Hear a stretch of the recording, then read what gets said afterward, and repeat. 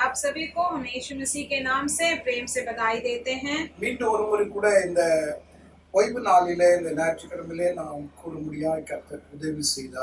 फिर दोबारा एक और बार इस सबत के दिन में और इस रविवार के दिन में परमेश्वर ने सहायता किया हम सभी को इकट्ठा करके।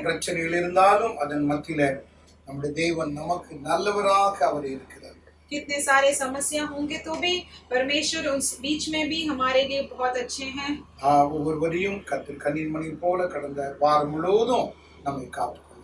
परमेश्वर ने हर एक को पिछले हफ्ते में अपने आंखों की पुतली की तरह संभाल के रखा।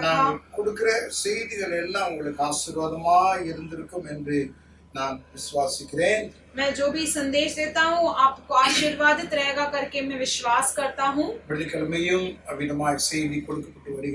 शुक्रवार को भी संदेश दिया जा रहा है और कृपा करके आपको देखिएगा। और जो रविवार के दिन देखते हैं वो शुक्रवार को नहीं देखते हैं। प्रयास करके मैं निकालता हूँ आपके लिए, वो आप जरूर देखिएगा। वो व्रत नहीं जाना चाहिए।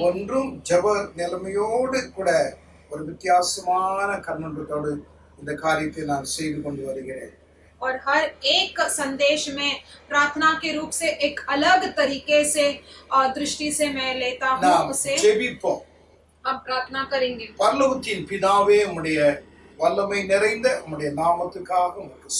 हमारे स्वर्गीय अच्छे पिता, आपके सामर्थ्य भरा नाम के लिए धन्यवाद। आप हमें सुरक्षित रख रहे हैं, उसके लिए हम धन्यवाद करते हैं।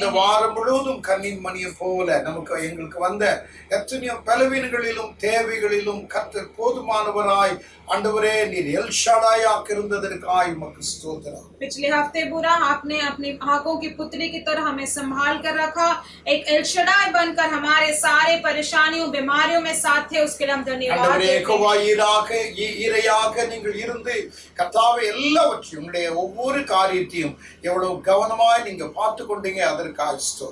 परमेश्वर एगोवा ईरे के रूप से आपने हर एक चीज कितने ध्यान से देखा, परमेश्वर हमें संभाल के रखा, उसके हम धन्यवाद देते हैं। इस सुबह के आराधना को भी आप आशीर्वाद, गाने वाले गीत को भी आशीर्वाद, ध्यान करने वाले संदेश को भी आशीर्वाद कीजिए। सभी के ऊपर परमेश्वर का कृपा और अभिषेक उतर कर आना है। यीशु मसीह के नाम से मांगते अच्छे पिता, आमेन। आमेन। நம்முடைய பாட்டு புத்தகத்தை எடுத்துக்கொள்ளும் 801வது பாட்டு, சிங்காசனத்தில் வீற்றிருக்கும் பரிசுத்தரே பரிசுத்தரே, ஆராதனை ஆராதனை உமக்கு ஆராதனை. கேள்விகள் மத்தியிலே வாசம் பண்ணுகிறதான நம்ம தேவன், பரிசுத்தம் உள்ளதான தேவன், நாம் அவரை இந்த காலையிலே அவரை நாம் துதித்து நாம் அவரை மகிழ்ச்சியோடு கூட நாம் ஆராதிக்கலாம்.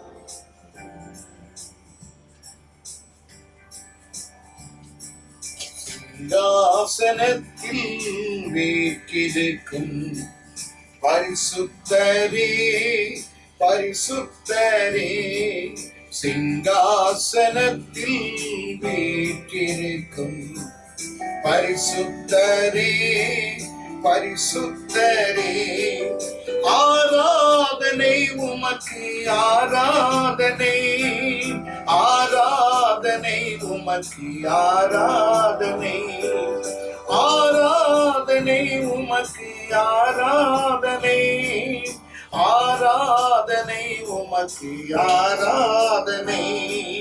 கேருபீன்கள் சேராபீன்கள் போற்றும் எங்கள் பரிசுத்தரே, கேருபீன்கள் சேராபீன்கள் போற்றிடும் எங்கள் பரிசுத்தரே, ஆராதனை உமக்கு ஆராதனை, ஆராதனை உமக்கு ஆராதனை, ஆராதனை உமக்கு ஆராதனை, ஆராதனை உமக்கு ஆராதனை.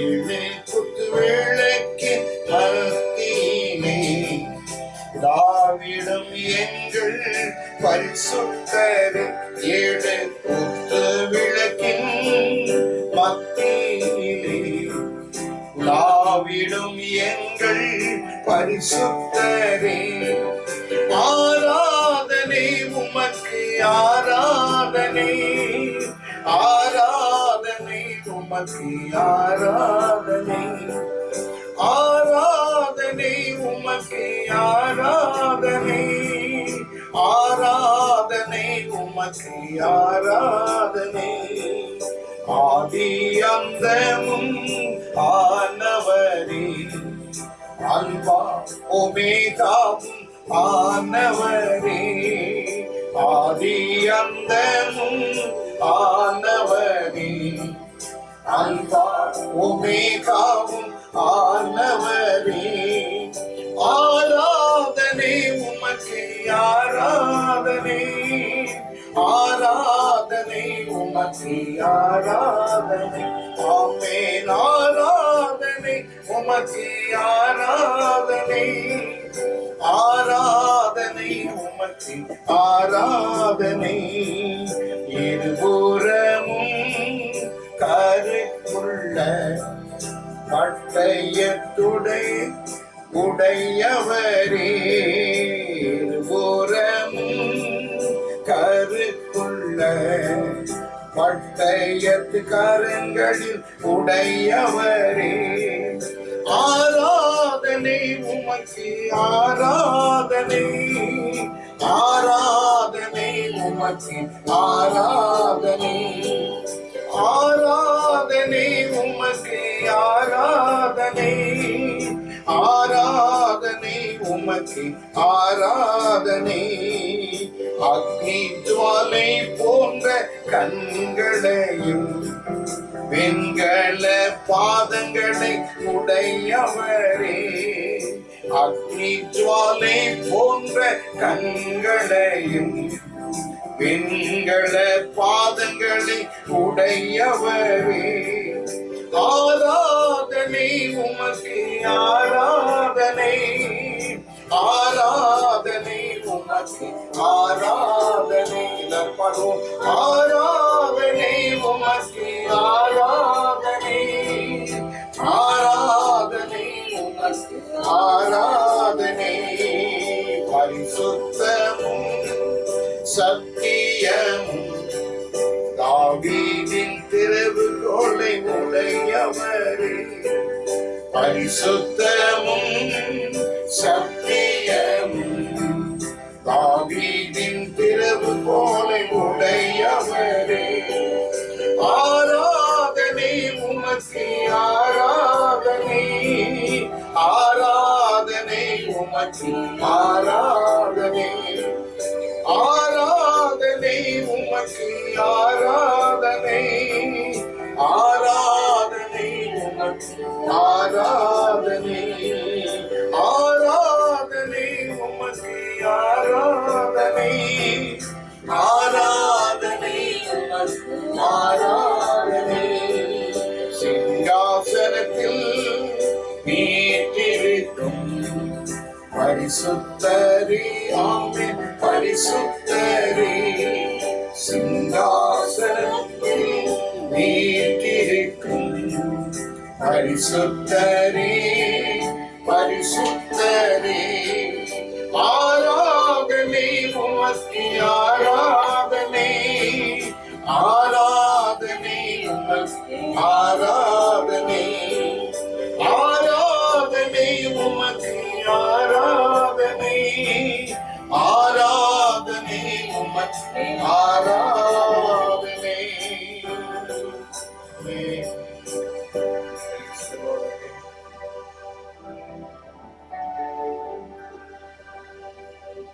யெகோவா தேவனே, 716வது பாடல். யெகோவா தேவனே, யெகோவா கர்த்தரே, யெகோவா மீட்பரே, யெகோவா ராஜனே, எல் ஷடாய், எல் ஷடாய், எல்லாம் வல்லவரே.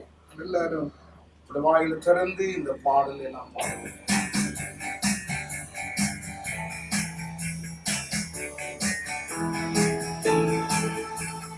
யெகோவா தேவனே, யெகோவா கர்த்தரே, யெகோவா மீட்பரே, யெகோவா ராஜனே, யெகோவா தேவனே, யெகோவா கர்த்தரே, யெகோவா மீட்பரே, யெகோவா ராஜனே, எல் ஷடாய், எல் ஷடாய், எல்லாம் வல்லவரே, எல் ஷடாய், எல் ஷடாய், எல்லாம் வல்லவரே, யெகோவா தேவனே, யெகோவா கர்த்தரே, யெகோவா மீட்பரே, யெகோவா ராஜனே,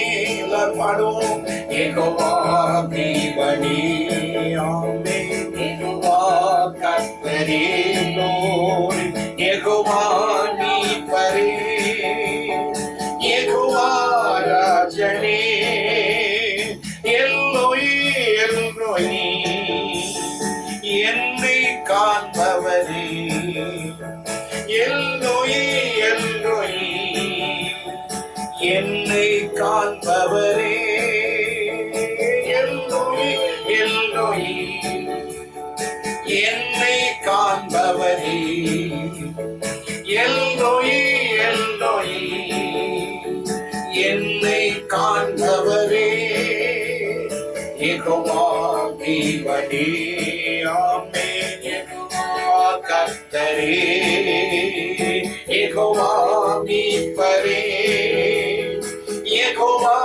ராஜனே, யெகோவா தேவனே, யெகோவா கர்த்தரே, யெகோவா மீட்பரே, யெகோவா ராஜனே, எபினேசர், எபினேசர், இதுவரை உதவினி, எபினேசர், எபினேசர், இதுவரை உதவினி, எபினேசர், எபினேசர், இதுவரை உதவினி, எபினேசர், எபினேசர், இதுவரை உதவினி, யெகோவா தேவனே, ஆமென், யெகோவா கர்த்தரே, யெகோவா மீட்பரே, யெகோவா ராஜனே, யெகோவா தேவனே, யெகோவா கர்த்தரே, யெகோவா மீட்பரே, யெகோவா ராஜனே, எல் ஷடாய், எல் ஷடாய், எல்லாம் வல்லவரே, எல் ஷடாய், எல் ஷடாய், எல்லாம் வல்லவரே, எல் ஷடாய், எல் ஷடாய், ஆமென், எல்லாம் வல்லவரே, எல் ஷடாய், எல் ஷடாய், எல்லாம் வல்லவரே, யெகோவா தேவனே, ஆமென், யெகோவா கர்த்தரே, யெகோவா மீட்பரே,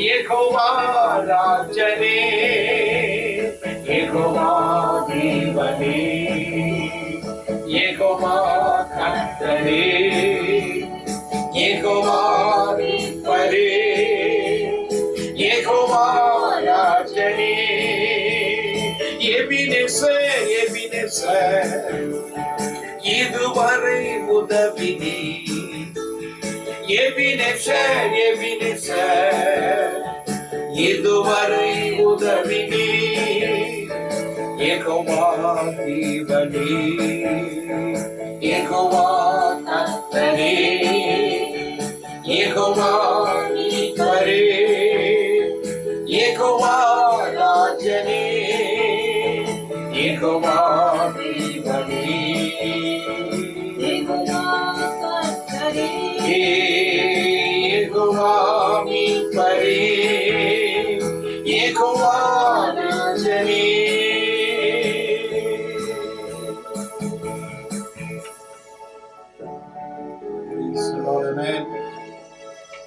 ஒரு ஹிந்தி பாட்டு நாம் எல்லாரும் பாடுவோம். ஜெய்சே மாதா समर्थिए, ईसाइए समर्थ।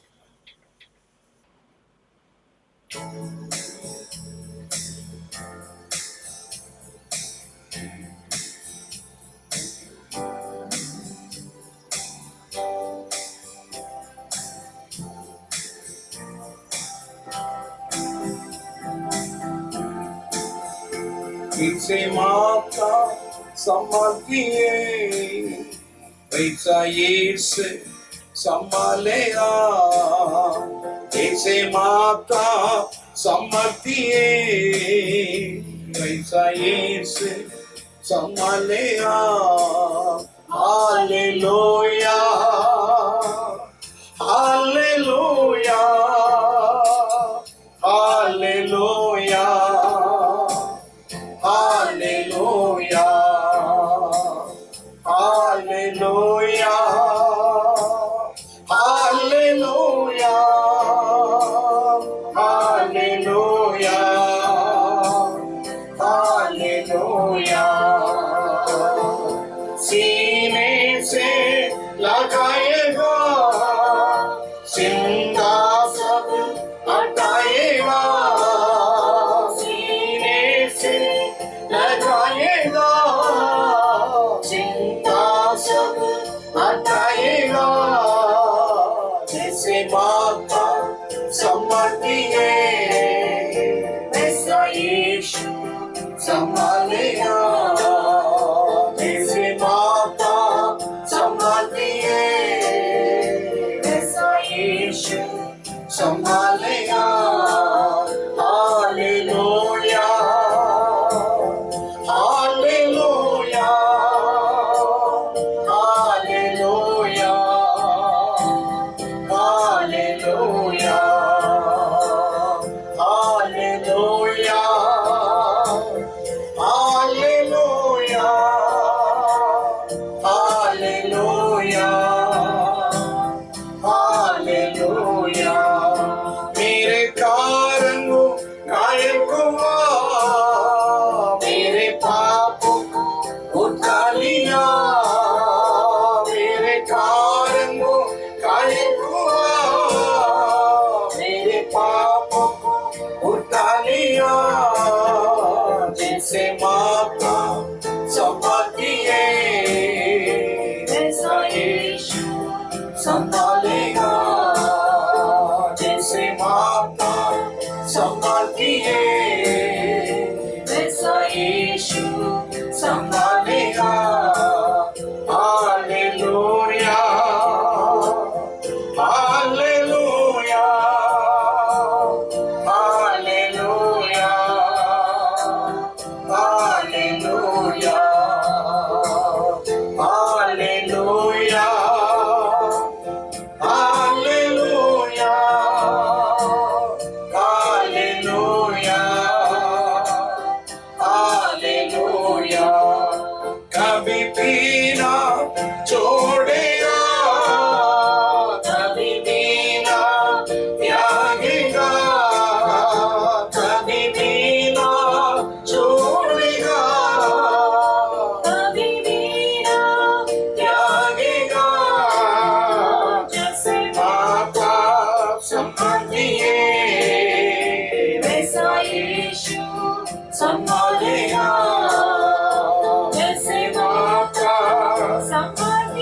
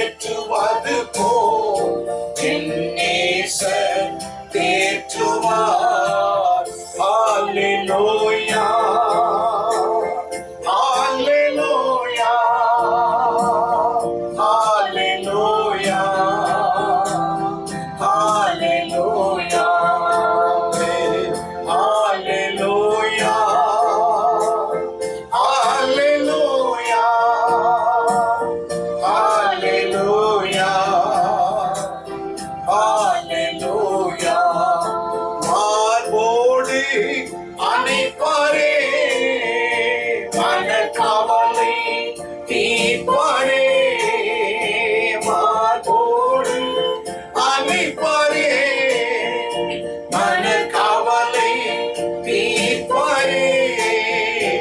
ஒரு தாய் தேற்றுவது போல் என் நேசர் தேற்றுவார். ஒரு தாய் தேற்றுவது போல் என் நேசர் தேற்றுவார். கரம் பிடித்து நடத்துவார், கண்மலை மேல் நிறுத்துவார். கரம் பிடித்து நடத்துவார், ஆமே, கண்மலை மேல் நிறுத்துவார். ஒரு தாய் தேற்றுவது போல் என் நேசர் தேற்றுவார். ஒரு தாய் தேற்றுவது போல் என் நேசர் தேற்றுவார். ஒரு போதும் கைவிடா, ஒரு நாளும் விலகிடா. ஒரு போதும் கைவிடா, ஒரு நாளும் விலகிடா. ஒரு தாய் தேற்றுவது போல் என் நேசர் தேற்றுவார். ஒரு தாய் தேற்றுவது போல் என் நேசர் தேற்றுவார். ஹல்லேலூயா, ஹல்லேலூயா, ஹல்லேலூயா, ஹல்லேலூயா, ஹல்லேலூயா, ஹல்லேலூயா, ஹல்லேலூயா, ஹல்லேலூயா. எழுந்து இந்த பாடலை நான் பாடுவேன். எல்லாரும் எழுந்திருந்து நான் பாடுவேன். हम सभी खड़े होकर ये गीत गाएंगे. Hallelujah, hallelujah, hallelujah, hallelujah, hallelujah,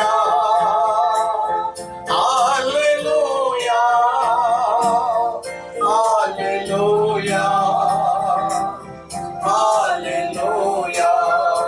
कभी तेरा छोड़ेगा, कभी बिना त्यागेगा, कभी बिना छोड़ेगा, कभी बिना त्यागेगा. माता साइश संभालेगा, जैसे माता है वैसा यीशु संभालेगा. ஒரு போதும் கைவிடா, ஒரு நாளும் விலகிடா.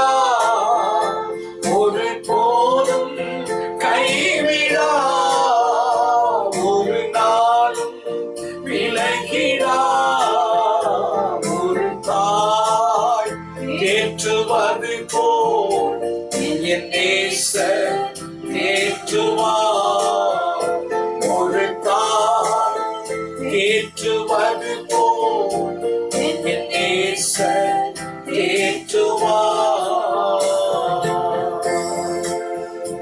எல்லாரும் ஆண்டவரை நோக்கி நாம் ஜெபிப்போம். हम सभी परमेश्वर की ओर देखकर प्रार्थना कितने அன்புள்ளதான தேவன், कितने प्रेमित ஒரு परमेश्वर. தாய் தேற்றுவது போல நான் உங்களை தேற்றுவேன். उन्होंने कहा जैसे एक माँ था तुम्हें संभालती நீங்கள் है, எருசலேமிலே தேற்றப்படுவீர்கள்.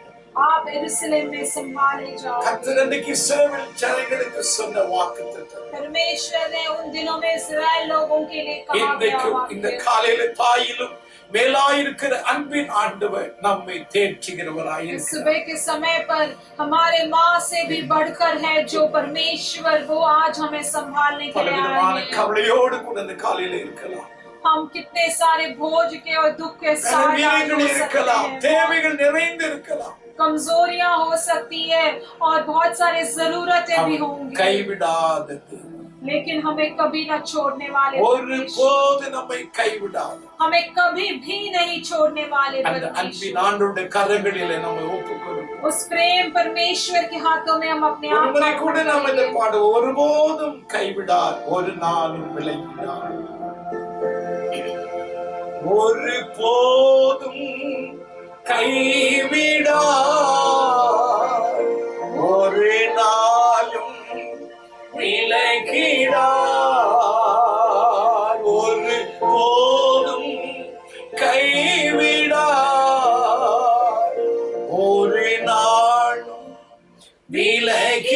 விலகிடார், ஒரு தாய் தேற்றுவது போல் என் நேசர் தேற்றுவார், ஒரு தாய் தேற்றுவது போல் என் நேசர் தேற்றுவார்.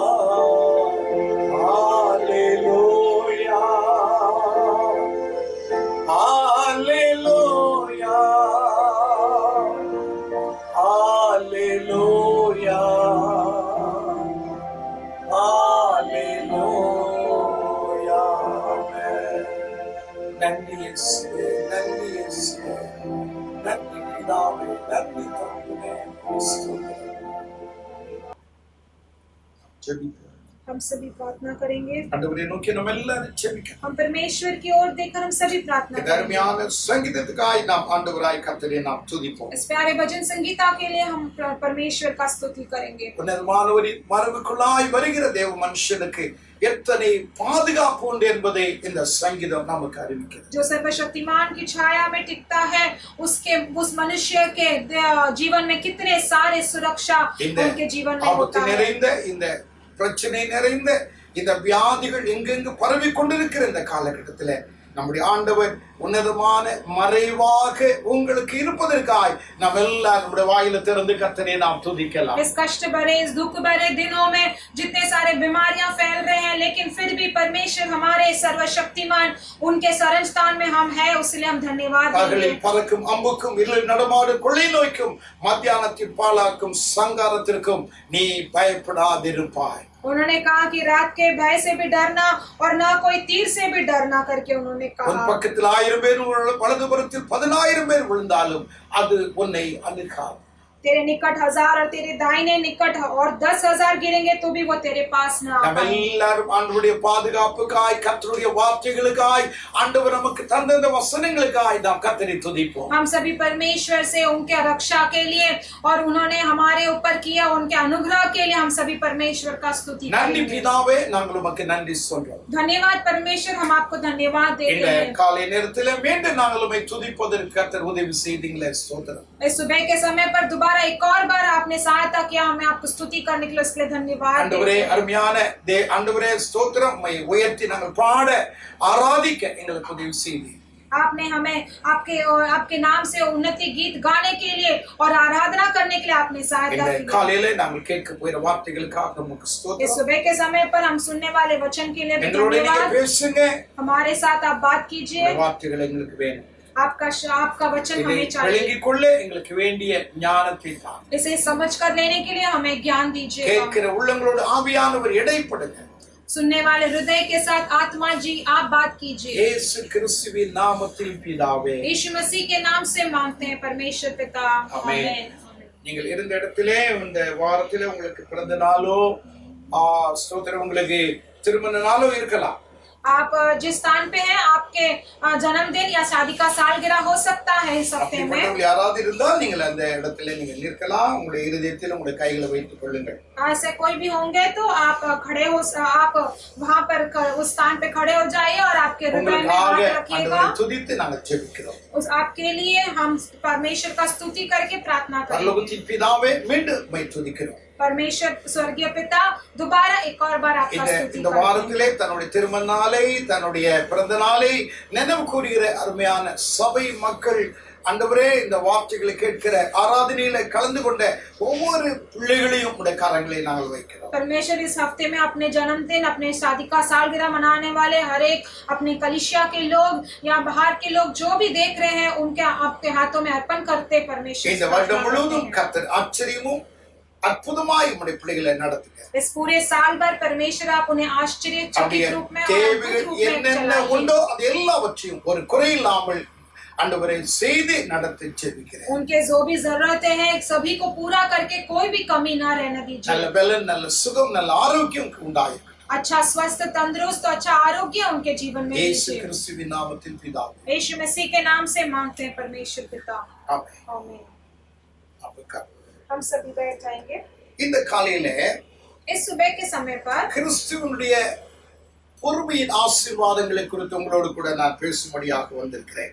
मसीहा के धीरज के आशीर्वाद के बारे में आज इस सुबह के समय पर आपसे தேவனுடைய बात करने வசனத்தை आया हूं। நாம் கவனிப்போம்। परमेश्वर के वचन को हम ध्यान 1 देंगे। யோவான் 4ஆம் அதிகாரம் पहला योना का पुस्तक 4 अध्याय 17ஆம் வசனத்தை நாம் எடுத்துக்கொள்வோம்। 17 वचन हम ले लेंगे। அவர் இருக்கிற பிரகாரமாய் நாமும் இவ்வுலகத்தில் இருக்கிறோம்। जैसे वो है वैसे ही संसार में हम भी हैं। அப்போஸ்தலனாகிய பவுல் அப்போஸ்தலனாகிய யோவான் இயேசுவுடைய மார்பிலே சாய்ந்து கொண்டிருந்த அந்த அருமையான ஒரு தேவனுடைய மனுஷன் தன் வயதான காலத்திலே இந்த புஸ்தகத்தை அவர் எழுதுகிறார்। प्रेरित योना जो है परमेश्वर के सीने पे छाती पे लेटकर वो ये उनके बुजुर्ग के दिनों में ये लिखते हैं ये पुस्तक। அவர் ஆரம்பத்தில் இருந்தது போல அல்ல, அவருடைய ஆவிக்குரிய வாழ்க்கையில எல்லாவற்றிலேயும் ஒரு வளர்ச்சி நிறைந்த ஒரு காலகட்டத்திலே அப்போஸ்தலனாகிய யோவான் இருக்கிறார்। वो आरंभ के दिनों में जैसे थे वैसा नहीं है, लेकिन इन दिनों में वो बहुत उनके आत्मिक जीवन में वो बहुत बढ़ोतरी पा चुके थे। அவன் முதலாவது அவன் அழைக்கப்படும் பொழுது யோவான் என்று அவரை ஆண்டவர் அறிந்தார்। पहले जब उन्हें बुलाया गया था वो उन्हें योना करके चुना गया था। அவர் ஊழியத்துக்கு வரும் பொழுது பவுர்னகேஸ் என்று சொல்லக்கூடிய ஒரு பெயரை அவனுக்கு தேவன் கொடுக்கிறார்। लेकिन जब वो सेवा में आए थे उन्हें बर्नगेस करके नामक से बुलाया गया था। இயேசுவின் மார்பிலே சாய்ந்து அவருடைய சுவாசத்தை அவருடைய அன்பை அவருடைய பரிவை அறிந்த ஒரு தேவ மனுஷனாய் இருந்தார்। परमेश्वर के सीने में यीशु के सीने में लेटकर उनके प्रेम को चखने वाले वो परमेश्वर के दास थे। வெளிப்படுத்துற விசேஷத்தை அவர் எழுதும் பொழுது ஒரு திவ்ய வாசகன் என்று சொல்லக்கூடிய ஒரு பெயரை ஆவியானவர் அவனுக்கு கொடுக்கிறார்। और प्रकाशित वाक्य का पुस्तक लिखते समय उन्हें एक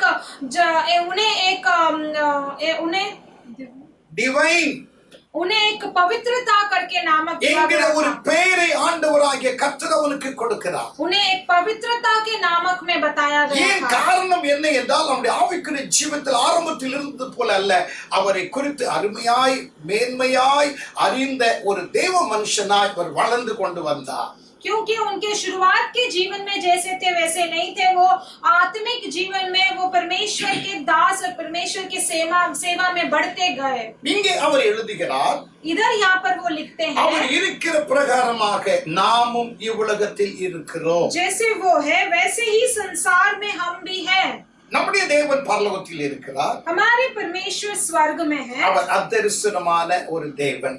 वो एक जिनका दर्शन नहीं दिखता है கொலோசியர் वैसे वो முதலாம் है। அதிகாரம் 15ஆம் வசனத்தில் வாசிக்கிறோம்। कोलोसियों का पुस्तक पहला 15 में हम पढ़ते हैं, ஒருவரும் சேரக்கூடாத ஒளியில் அவர் வாசம் பண்ணுகிறார்। जहाँ पर कोई भी जा नहीं सकता उस पर वहाँ पर निवास 1 करते தீமோத்தேயு हैं। 6ஆம் அதிகாரம் 16ஆம் வசனத்தில் வாசிக்கிறோம்। पहला तीमुथियुस 6:16 में हम पढ़ते हैं। அப்படிப்பட்டதான தேவன் நம்மை படைத்து நம்மை உருவாக்கி நம்மை ரட்சித்து இந்த பூமியிலே வாழும்படியாக கர்த்தர் நம்மை வைத்திருக்கிறார்।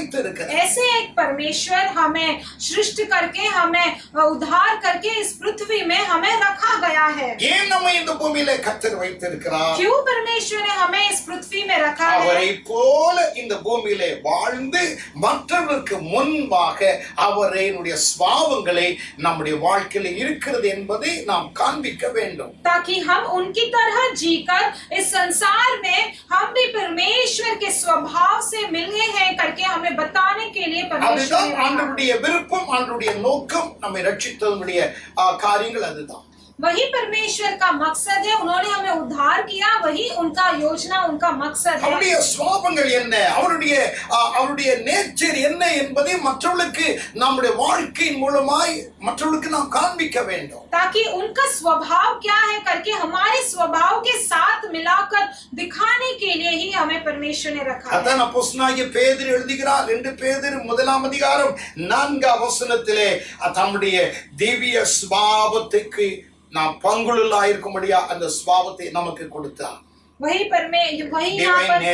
वही हम यहाँ पर पतरस ने लिखा है कि उनके पवित्रता के रूप में हमें दिखाने के लिए वैसा एक स्वभाव परमेश्वर அவருடைய திவ்ய சுபாவங்கள் என்ன, அவருடைய டிவைன் நேச்சர் என்ன, उनका वो स्वभाव, पवित्रता का स्वभाव क्या है। கலாத்தியர் 5:22-23 गलातियों का पुस्तक 5:22-23 में அன்பு, சந்தோஷம், சமாதானம், நீடிய பொறுமை, प्रेम, खुशी और शांति और समाधान, நீடிய பொறுமை और धीरज, தயவு, நற்குணம், दया और अनेक सारे गुण, விசுவாசம், சாந்தம், विश्वास और शांति का गुण, இச்சை அடக்கமிகள் எல்லாம் அவருடைய திவ்ய சுபாவங்கள்.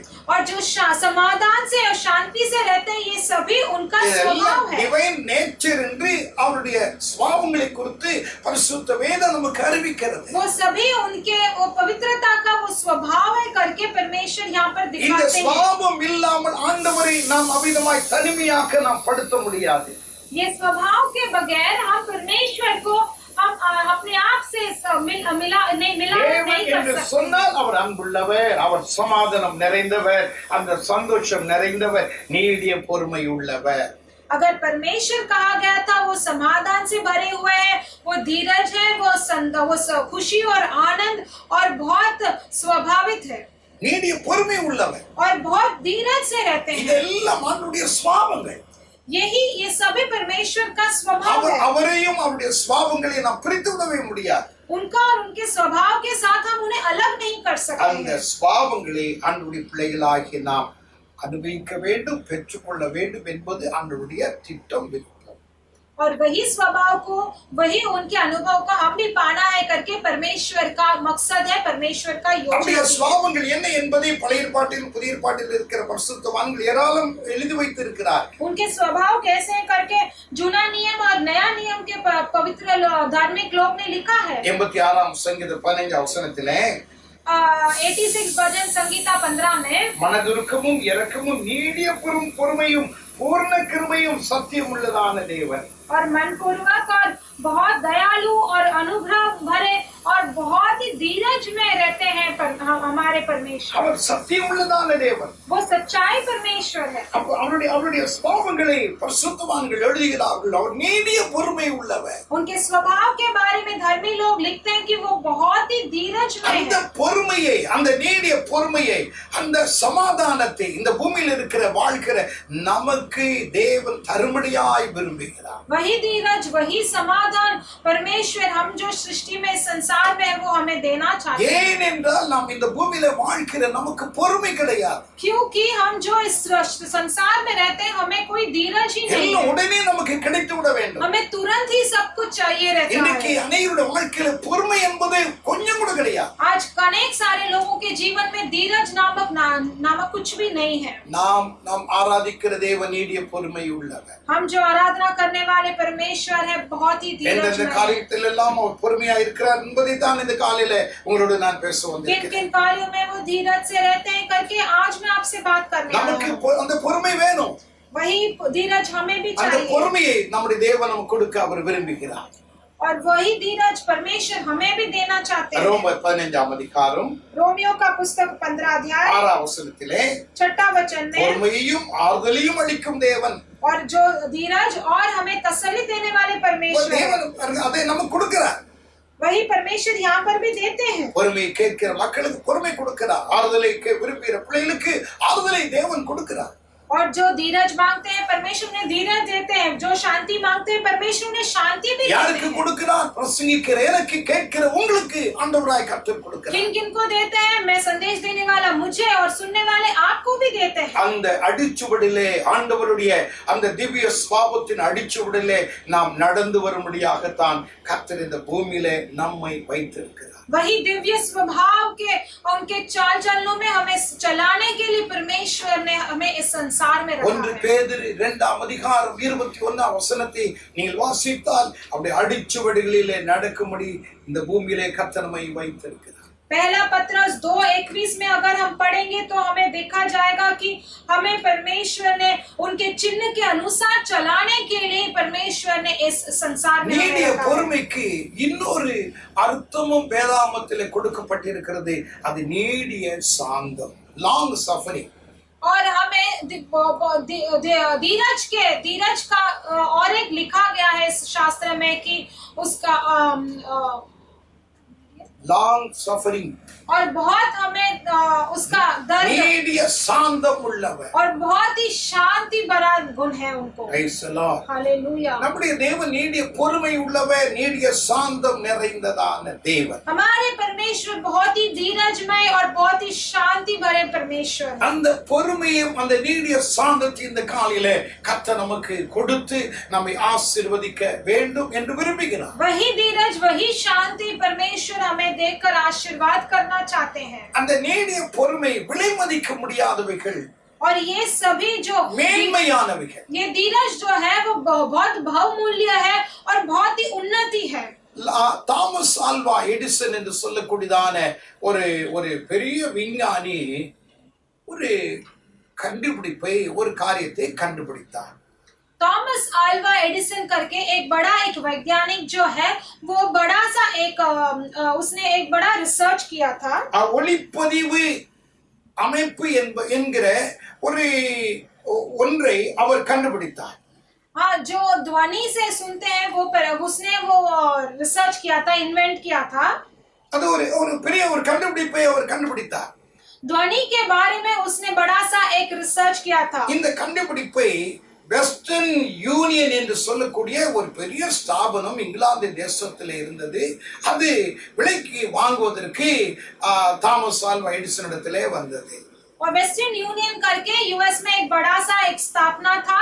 वो कंपनी ने इस रिसर्च को, इन्वेंशन को लेना चाहा। உங்களுடைய கண்டுபிடிப்பை நாங்கள் குறித்து கேள்விப்பட்டோம், அதை எங்களுக்கு விலைக்கு கொடுங்களேன். और आपके इस रिसर्च के बारे में हमने जाना, आप हमें दीजिएगा। உங்களுக்கு என்ன விலையானாலும் நாங்கள் அதை கொடுப்பதற்கு ஆயத்தமாக இருக்கிறோம். और चाहे आपको जितना भी आप पैसा मांगोगे हम वो देने के लिए तैयार हैं। தாமஸ் ஆல்வா எடிசன் என்ன சொன்னார்? 2 நாள் எனக்கு டைம் கொடுங்க, நான் அதுக்கு பின்னாடி உங்களை நான் பார்க்கிறேன் அப்படின்னார். ये थॉमस आल्वा एडिसन ने क्या किया? उसने कहा कि 2 दिन मुझे मोहलत दीजिएगा, मैं उसके बाद आपके पास आऊंगा। வீட்டுக்கு போனார். போய் தன்னுடைய மனைவிடத்துல டிஸ்கஷன் பண்ணார். நமக்கு என்ன இந்த வெஸ்டர்ன் யூனியன் அந்த ஸ்தாபனம், அந்த கம்பெனி விலைக்கு கேக்குது, என்ன விலைக்கு நம்ம விற்கலாம் அப்படின்னு சொல்லி கேட்டார். जाके अपनी पत्नी से सलाह लेता है कि हमें क्या जरूरत है, जो ये वेस्टर्न यूनियन पूछ रहा है कि ये आविष्कार के लिए क्या चाहिए करके मैं क्या पूछूं। அவருடைய மனைவி சொன்னார், ஒரு $20,000 கேளுங்க, அது ஒரு நல்ல விலை தான் அப்படின்னாங்க. और उसके पत्नी ने कहा कि $20,000 पूछेगा, वो एक बड़ा पैसा हो जाएगा। ஸ்தோத்திரம். இவருக்கு கொஞ்சம் திருப்தி ஆச்சு. ஏனென்றால் ஆனா அது ஒரு பெரிய விலை தான். $20,000 அந்த நாள்ல சொல்லுவது ரொம்ப பெரிய விலை. और इनको भी तृप्त हुआ कि हाँ ठीक है, क्योंकि ये $20,000 जो है उन दिनों में बहुत बड़ा था। தருவாங்களோ தரமாட்டாங்களோ, நம்ம கேட்கறது ரொம்ப அதிகமா இருக்குமோ தெரியலையே அப்படின்னு வெஸ்டர்ன் யூனியன் அந்த கம்பெனிக்கு 2 நாள் கழிச்சு அவர் போறார். लेकिन उन्हें वो शक के साथ कि देंगे या नहीं देंगे करके वो वेस्टर्न यूनियन कंपनी के पास दोबारा 2 दिन के बाद जाते हैं। என்ன கேட்கலாம், 20,000 கேட்டா அவங்க தருவாங்களா இல்லையா, ரொம்ப டூ மச்சா கேட்டுட்டீங்கன்னு சொல்லிடுவாங்களே அப்படின்ட்டு அவர் தயங்கிட்டே அவர் போறார்.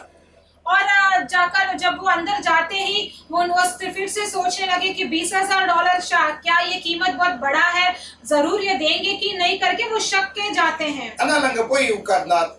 लेकिन वो जाकर वहां पर என்ன बैठ மிஸ்டர் गए। எடிசன் என்னாச்சு, நீங்க என்ன விலைக்கு தர்றீங்க அப்படின்னு அந்த அந்த வெஸ்டர்ன் யூனியன் அந்த அந்த ஸ்டாஃப் அந்த எம்டி கேட்கிறார். तो वो वेस्टर्न यूनियन के एमडी उनसे पूछते हैं, क्या मिस्टर एडिसन आप इसका कीमत क्या, इस आविष्कार का कीमत क्या लेते हैं करके पूछते हैं। இவர் பேசாம அமைதியா இருக்கிறார். और ये चुप बैठे हैं। சொல்லுங்க எடிசன், உங்களுக்கு என்ன விலைக்கு விக்கிறதுக்கு ரெடியா இருக்கீங்க? बोलिए एडिसन आप कौन सी कीमत में मांग रहे हो। உடனே ஒரு அமைதியா இருக்கிறார். ஆனா அந்த எம்டி அமைதியா இருக்கல.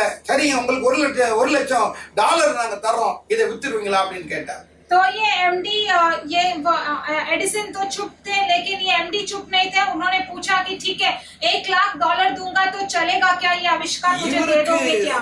எடிசனுக்கு ஒரே சந்தோஷமாயிருச்சு. एडिसन बहुत खुश हो गए। $20,000 அதிகம்னு யோசிச்சுட்டு இருக்கிறேன். मैंने $20,000 ही मुझे लगा कि बहुत ज्यादा अधिक है। $1,00,000 வருது அப்படின்னு உடனே இவரை ஓகேட்டா.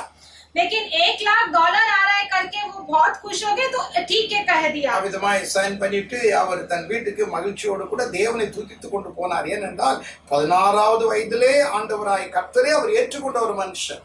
और जैसे ही डॉक्यूमेंट साइन करके वो घर पे परमेश्वर का स्तुति करते हुए जाते हैं, क्योंकि वो 16 साल में वो उद्धार पाए हुए मनुष्य அவர் ரட்சிக்கப்பட்டதான ஒரு விஞ்ஞானியாக்கம். वो एक उद्धार पाया हुआ एक वैज्ञानिक था। நாம் அவசரப்படாம நம்ம பொறுமையா என்ன சொல்லணும் பொறுமையா இருந்ததற்கு ஆண்டவர் எவ்வளவு பெரிய விலையை கொடுத்துட்டார் அப்படின்னு நினைச்சார். तब उसने सोचा कि मैं इतने धीरज से मुझे क्या चाहिए, कितना कीमत चाहिए करके मैं इतना धीरज से था, और परमेश्वर ने मुझे इतना बड़ा कीमत दे दिया। பொறுமையா இருந்தது நிமித்தமா எடிசனுக்கு அவர் நினைத்ததை விட மிகப்பெரிய லாபம் கிடைத்தது. क्योंकि वो धीरज से था, इसीलिए एडिसन को जो सोचा था उससे भी बड़ा कीमत उसने पाया। அவர் கேட்ட உடனே அவர் சொல்லியிருப்பார் என்றால் $20,000 தான் சொல்லியிருப்பார். अगर सुनते ही वो बोल देते तो उन्हें सिर्फ $20,000 ही मिलता था। உங்களுடைய வாழ்க்கையிலும் अनेक காரியங்களை பொறுமை இழந்து அவிதமாய் சில காரியங்களை நீங்க முடிவெடுக்கிறீங்க. आपके जीवन में भी आप अनेक कार्यों में आप धीरज के बिना बहुत सारे कार्य तुरंत ही आप ले लेते हैं। தேவனுடைய பிள்ளைகளாகி நீங்கள் நீடிய பொறுமையோடு கூட தேவனை போல அந்த ஸ்வாவத்தை ஆண்டவர் எங்களுக்கு தாரும் என்று ஆண்டவருடைய வார்த்தைகளுக்கு கீழ்ப்படிந்து தேவ சமூகத்திலே ஒப்பு கொடுத்து ஜெபித்து அவருடைய ஆசீர்வாதங்களுக்காய் அவருடைய நடத்துதலுக்காய் நீங்க காத்திருப்பீங்கன்னா கர்த்தர் மிகப்பெரிய ஆசீர்வாதத்தை உங்களுக்கு கட்டளையிடுவார். और हम भी परमेश्वर के जैसे परमेश्वर से पूछना है कि परमेश्वर आपके धीरज के स्वभाव की तरह ही हमें भी चाहिए करके आप परमेश्वर से घुटने दिखाकर जब आप परमेश्वर की ओर देखकर प्रार्थना करेंगे, परमेश्वर जरूर वो देंगे। ஏன் ஆண்டவராகிய கர்த்தர் நீடிய பொறுமையாய் இருக்கிறார்? क्यों परमेश्वर यहोवा जो है वो बहुत ही धीरजमय है। 3 காரியங்களை இந்த காலையில உங்களோட நான் சொல்ல நான் நினைக்கிறேன். और ये 3 कार्यों को मैं आपके सामने रखना चाहता हूँ। முதலாவது எல்லாரும் மனம் திரும்ப வேண்டும் என்று விரும்பி கர்த்தர் நம்மேல் அவர் நீடிய பொறுமையா இருக்கிறார். और पहली बात तो आपके सारे जरूरत है, आप सभी मन फिराकर परमेश्वर से आने के लिए परमेश्वर ये लंबा सा धीरज रखते हैं। 2 பேதுரு 3ஆம் அதிகாரம் 9ஆம் வசனத்திலே இந்த வார்த்தை வருகிறது. दूसरा पत्रस 3रा अध्याय 9वां वचन में ये वाक्य वचन आता है, கெட்டு போகாமல் எல்லாரும் மனம் திரும்ப வேண்டும் என்று விரும்பி நம்மேல் நீடிய பொறுமை உள்ளவராய் இருக்கிறார். ताकि कोई भी गलत रास्ते पर न जाए और मन फिराए करके वो बहुत ही धीरज के साथ है। ஏன் இந்த பேதுரு அப்போஸ்தலன் இதை இப்படி எழுதினார்? क्यों यहाँ पर प्रेरित पत्रस ने ऐसा लिखा? அன்றைக்கு இருந்ததான ஜனங்கள் புறஜாதிய மக்கள் அங்கே இருக்கிற கிறிஸ்தவர்களை பார்த்து இந்த கேள்விகளை கேட்கிறார்கள். वहाँ के लोग, उन दिनों के लोग जो है वहाँ के मसीहों को लोगों से जो पूछते हैं ये வருவார் என்று சொல்லுகிற வாக்குத்தத்தங்கள் எங்கே? आपने कहा कि आएंगे, तो वो आगमन होने वाला दिन कभी है। போலத்தான பூமி இன்றைக்கும் இருந்து கொண்டிருக்கிறது. पहले प्राचीन काल के दिनों में जैसे थे आज भी वही संस्कार தேவன் அமிதமாய் உங்களை பொய் சொல்லி உங்களை ஏமாற்றி விட்டார் என்று சொல்லக்கூடிய அப்படிப்பட்ட ஒரு வார்த்தைகளோடு அன்றைக்கு இருந்த ஜனங்கள் பேசும் பொழுதுதாமே பேதுரு அப்போஸ்தலன் இதற்கு ஒரு காரணங்களை சொல்றார். उन दिनों में वो अन्य जाति के लोग उन्होंने जब कहा कि परमेश्वर ने तुमसे झूठ कहा करके, तभी प्रेरित पत्रस ये लिखते हैं और उनसे कहते हैं இயேசு ஏன் பொறுமையாய் இருக்கிறார், அவருடைய வருகை வராமல் ஏன் தாமதிக்கிறார் என்றால் ஒருவரும் கெட்டு போக கூடாது, எல்லாரும் ரட்சிக்கப்பட வேண்டும். परमेश्वर मेरे यीशु क्यों इतने धीरज से हैं, क्यों अभी तक नहीं आए, ताकि कोई भी नष्ट न हो और वो हर एक मन फिरा कर होना है। நம்மேல் நீதி பொறுமையாய் இருக்கிறார். इसलिए वो बहुत ही धीरजमय है। தேவன் எப்படிப்பட்டவர்? परमेश्वर कैसे हैं, நாம் விளங்கிக் கொள்ள வேண்டும். हमें समझ कर लेना है। 7ஆம் சங்கீதம் 7वां भजन संगीता 11ஆம் வசனத்திலே 11 वचन में தேவன் அவர் நீதி உள்ள நியாயாதிபதி, அவர் நாள்தோறும் பாவியின் மேல் சினம் கொள்ளுகிற தேவன். वो धर्मी और न्यायी है और ऐसा ईश्वर है जो प्रतिदिन क्रोध करता है। தேவன் நீதி உள்ள நியாயாதிபதி, அவர் நாள்தோறும் பாவியின் மேல் சினம் கொள்ளுகிறதான தேவன். परमेश्वर धर्मी और न्यायी है, ऐसा ईश्वर है जो प्रतिदिन क्रोध करता है। பாவம் செய்கிற ஒவ்வொரு பிள்ளைகளின் மேல் ஆண்டவருடைய கோபம் ஒவ்வொரு நாளும் எழும்பிக் கொண்டேதான் இருக்கிறது. जो पापी करता है उन दुष्टों के लिए परमेश्वर हमेशा क्रोधित ही रहते हैं। உலகத்தில் நடக்கிற பாவங்களை பார்த்துவிட்டு தேவன் கண்களை கட்டிக் கொண்டு இருக்கவில்லை. इस संसार में होने वाले हर एक पाप को देखकर परमेश्वर अपनी दृष्टि को छुपाए नहीं है। எத்தனை மோசமான எத்தனை பயங்கரமான காரியங்கள் இந்த உலகத்திலே நடந்து கொண்டிருக்கிறது. कितने भयानक सा कितना एक भ्रष्टाचार कार्य इस दुनिया में हो रहा है। ஏன் அமைதியாய் இருக்கிறார்? क्यों बहुत शांति और धीरज से है? அவர் நீதி உள்ள நியாயாதிபதி அல்லவா? क्यों क्या वो न्याय और धर्मी और न्याय नहीं है? ஒரு பக்கம் அவர் பாவியின் மேல் சினம் கொள்ளுகிற நீதி உள்ள நியாயாதிபதி, और एक दिशा में वो पापी को क्रोध करने वाले एक धर्मी और न्यायी परमेश्वर है। இன்னொரு பக்கத்தில் எடுத்துக்கொண்டால் அவர் நீடிய பொறுமை உள்ளவர். और दूसरी दिशा में देखा जाए कि वो बहुत लंबा धीरज रखने वाले हैं। இந்த கொஞ்சம் இடம் கொடுப்போம். ठीक है, थोड़ा सा उन्हें जरूर से रास्ता दे दो। ஒருவேளை அவன் மனம் திரும்பலாம், वो मन फिरा सकता है, அவனுடைய பாவத்திலிருந்து அவன் விடுதலை அடையலாம் वो अपने पापों से छुटकारा पा सकता है என்று சொல்லி தேவனாகிய கர்த்தர் பாவம் செய்கிற மனுஷனுக்கு ஒவ்வொரு நாளும் தருணங்களை கொடுத்து கொண்டே இருக்கிறார். ऐसे कहकर परमेश्वर हर एक दिन पापी को हर एक दिन उसको एक मौका देते रहते நாம் हैं। செய்கிற தவறுகளை உடனே தண்டிப்பார் என்றால் இந்த உலகத்தில் எத்தனை பேர் இல்லாமலே போயிருப்பார்.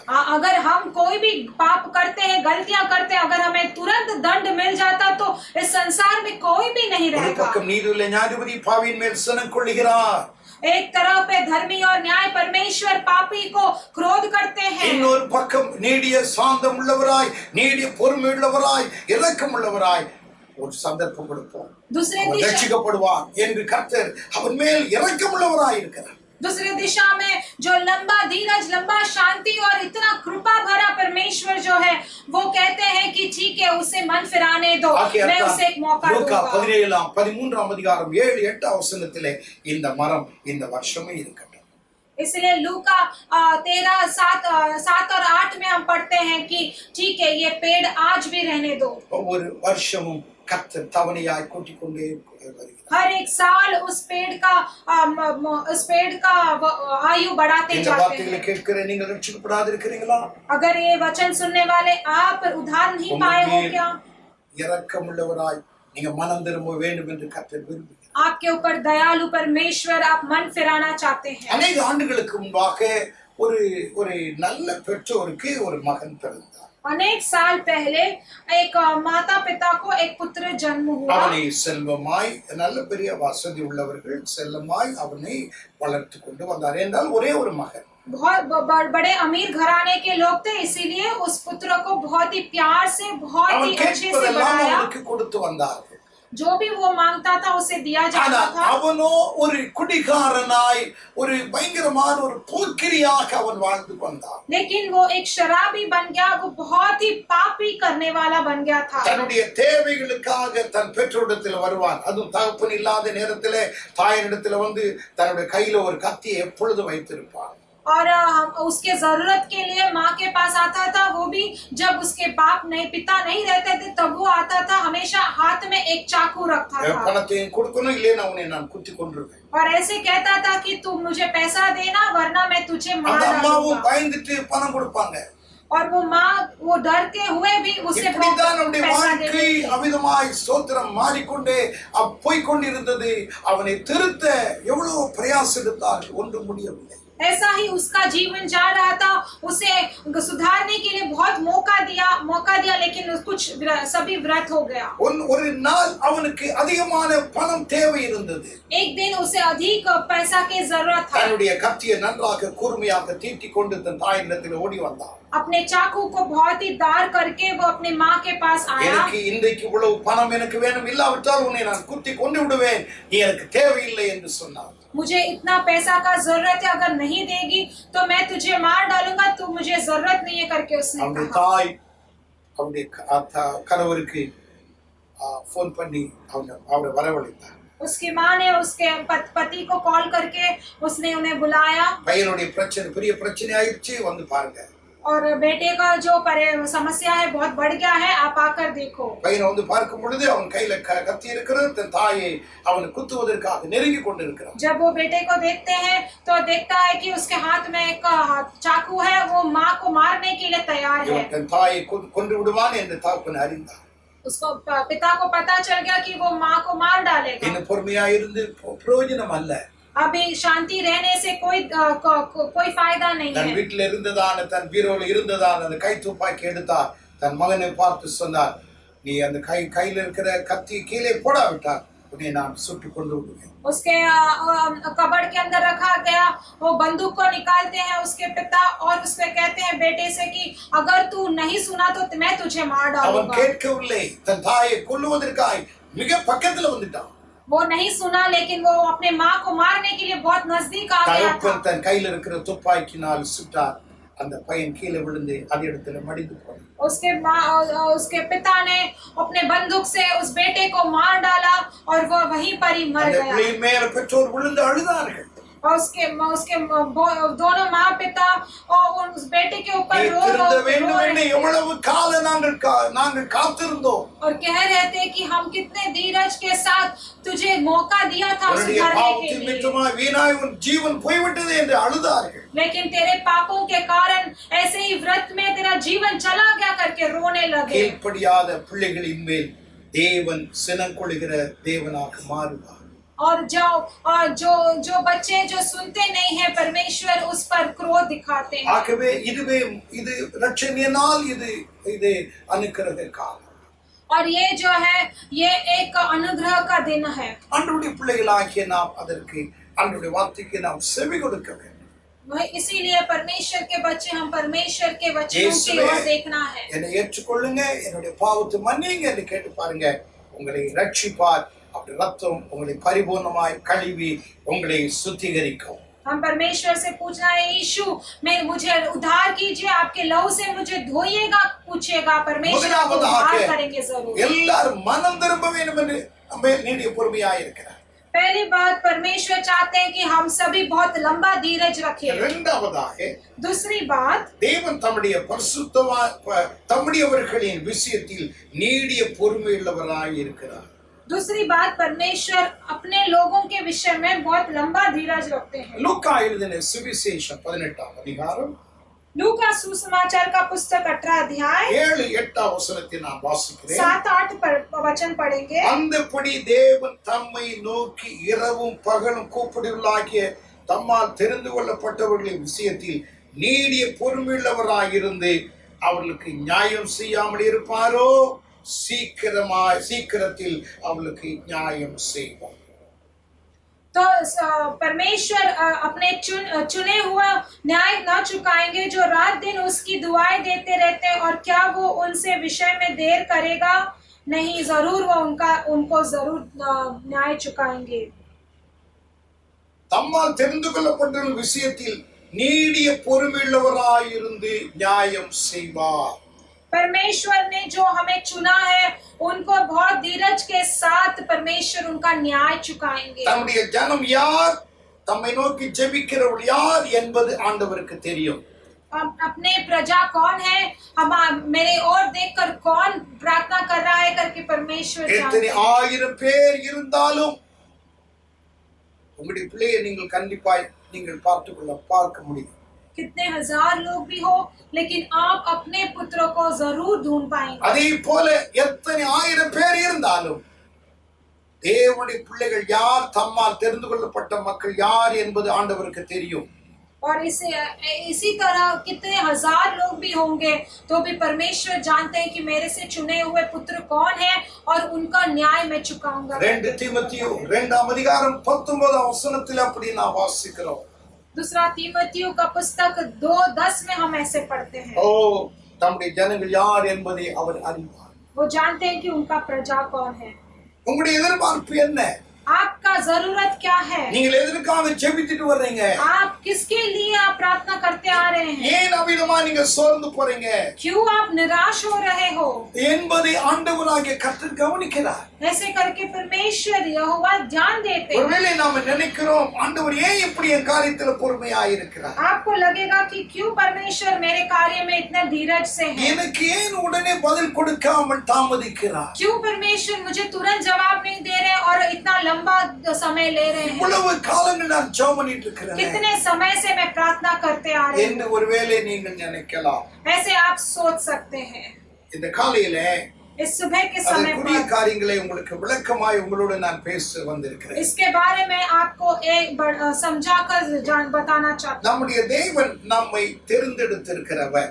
हमारे परमेश्वर ने हमें चुना है। முதலாவது உங்களுடைய மைண்ட்ல அதை வைத்துக் கொள்ளுங்க। वो आप आपके मन में दिमाग में எப்பொழுது रखिएगा। தேர்ந்தெடுத்தார்? எபேசியர் 1ஆம் அதிகாரம் 4ஆம் வசனத்திலே एफेसियों का पुस्तक 1:4 में हम पढ़ते हैं, कभी हमें உலகம் चुना गया தோன்றுவதற்கு முன்பாகவே ஆண்டவராகிய கர்த்தர் உங்களையும் என்னையும் தேவன் அறிந்தார், தேர்ந்தெடுத்தார்। इस संसार के सृष्टि के पहले ही परमेश्वर ने आपको और मुझे चुना என்றைக்கு है। நம்மை தேர்ந்தெடுத்தாரோ, என்றைக்கு ஆண்டவராகிய கர்த்தர் நம்மை குறித்து ஒரு நோக்க வைத்தார், அன்றைக்கே உங்களுடைய வாழ்க்கையில என்ன நடக்க வேண்டும் என்கிற ஒரு திட்டத்தையும் தேவன் வகுத்து விடுகிறார்। कभी परमेश्वर ने हमें चुना था, तभी तुरंत उसी समय से ही परमेश्वर हमारे जीवन में एक मकसद रखा है, उनका ही योजना उन्होंने இந்த रखा है। நேரத்திலே, இந்த சமயத்திலே என்னுடைய மகனுக்கு, என்னுடைய மகளுக்கு, அவருடைய குடும்பத்திற்கு இதை நான் செய்வேன் என்று ஆண்டவர் ஒரு பிளான் போட்டு விடுகிறார்। उन्हें अच्छी तरह से पता है और वो योजना करके रखे हैं कि इस समय पर,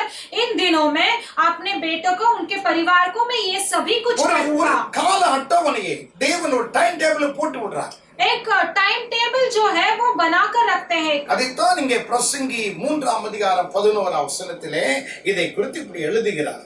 यही इस प्रसवोपदेशक 11 में हम ऐसे पढ़ते हैं, அவர் சகலத்தையும் அதனதின் காலத்தில் நேர்த்தியாய் செய்திருக்கிறார்। वो सभी कुछ उन दिनों में बहुत सही सलामत उन्होंने किया। அவர் சகலத்தையும் அதனதின் காலத்தில் எல்லாவற்றையும் நேர்த்தியாய் செய்திருக்கிறார்। वो सभी कुछ उस दिनों में, अपने दिनों में बहुत ही सही तरीके से उन्होंने किया। அதனுடைய காலத்திலே கர்த்தர் செய்திருக்கிறார்। उन समय पर परमेश्वर ने किया அது है। வரைக்கும் ஆண்டவராய் கர்த்தர் அந்த நேரம் வர வரைக்கும் நெடிய பொறுமையாய் இருக்கிறார்। और जब तक वो समय में नहीं आता है, तब तक वो बहुत ही धीरज से। அதனதின் காலத்தில் நேர்த்தியாய் செய்திருக்கிறார் என்றால் அந்த காலத்திற்கு முன்பாய் செய்ய மாட்டார், அந்த காலத்துக்கு பிந்தியும் செய்ய மாட்டார்। அந்த காலம் வருகிற வரைக்கும் கர்த்தர் பொறுமையாய் இருப்பார்। सब अपने अपने समय पर उन्होंने किया है, इसीलिए वो समय आने से पहले नहीं करेंगे और समय बीतने के बाद भी उससे नहीं करेंगे। யோபு 14ஆம் அதிகாரம் 5ஆம் வசனத்திலே अय्यूब का पुस्तक 16:5 में ஸ்தோத்திரம், மனுஷனுடைய நாட்கள் இம்மாத்திரம் என்று குறிக்கப்பட்டிருக்கையாகையால் और मनुष्यों का दिन इतना ही है करके बताया गया, इसीलिए அவனுடைய மாதங்களின் தொகை உம்மிடத்திலே இருக்கிறது। और उनका महीना, उनके महीने का समय आपके पास है। அவன் கடந்து போகக்கூடாத எல்லையை அவனுக்கு ஏற்படுத்தினீர்। और वो उसे नहीं जाना चाहिए करके, उससे भीतर नहीं जाना चाहिए करके उसका एक மனுஷனுடைய मार्ग आपने रखा है। நாட்கள் இம்மாத்திரம் என்று தேவன் குறித்து விட்டார்। और मनुष्य का दिन इतना ही है करके परमेश्वर ने இத்தனை चुन வருஷம்தான் लिया है। அவன் வாழ்வான், इतने ही समय तक वो जिएगा, இத்தனை வருஷம்தான் இந்த பூமியிலே அவன் ஜீவிப்பான்। इतने ही समय तक इस पृथ्वी में, संसार में वो जीवन जिएगा। அவனுடைய மாதங்கள், வருஷங்கள், நாட்கள் எல்லாவற்றையும் தேவன் என்ன பண்ணியிருக்கிறார்? எல்லாம் அவரிடத்தில் இருக்கிறது, எல்லாம் முதல்ல ஆல்ரெடி பிளான் பண்ணிட்டார்। और उसका महीना, उसके साल, उसके दिन सभी परमेश्वर ने अच्छी तरह से पहली तरह योजना करके रखा है। அது கடந்து போக கூடாதபடிக்கு என்ன பண்ணியிருக்கிறார்? ஒரு எல்லையும் குறிச்சிட்டார்।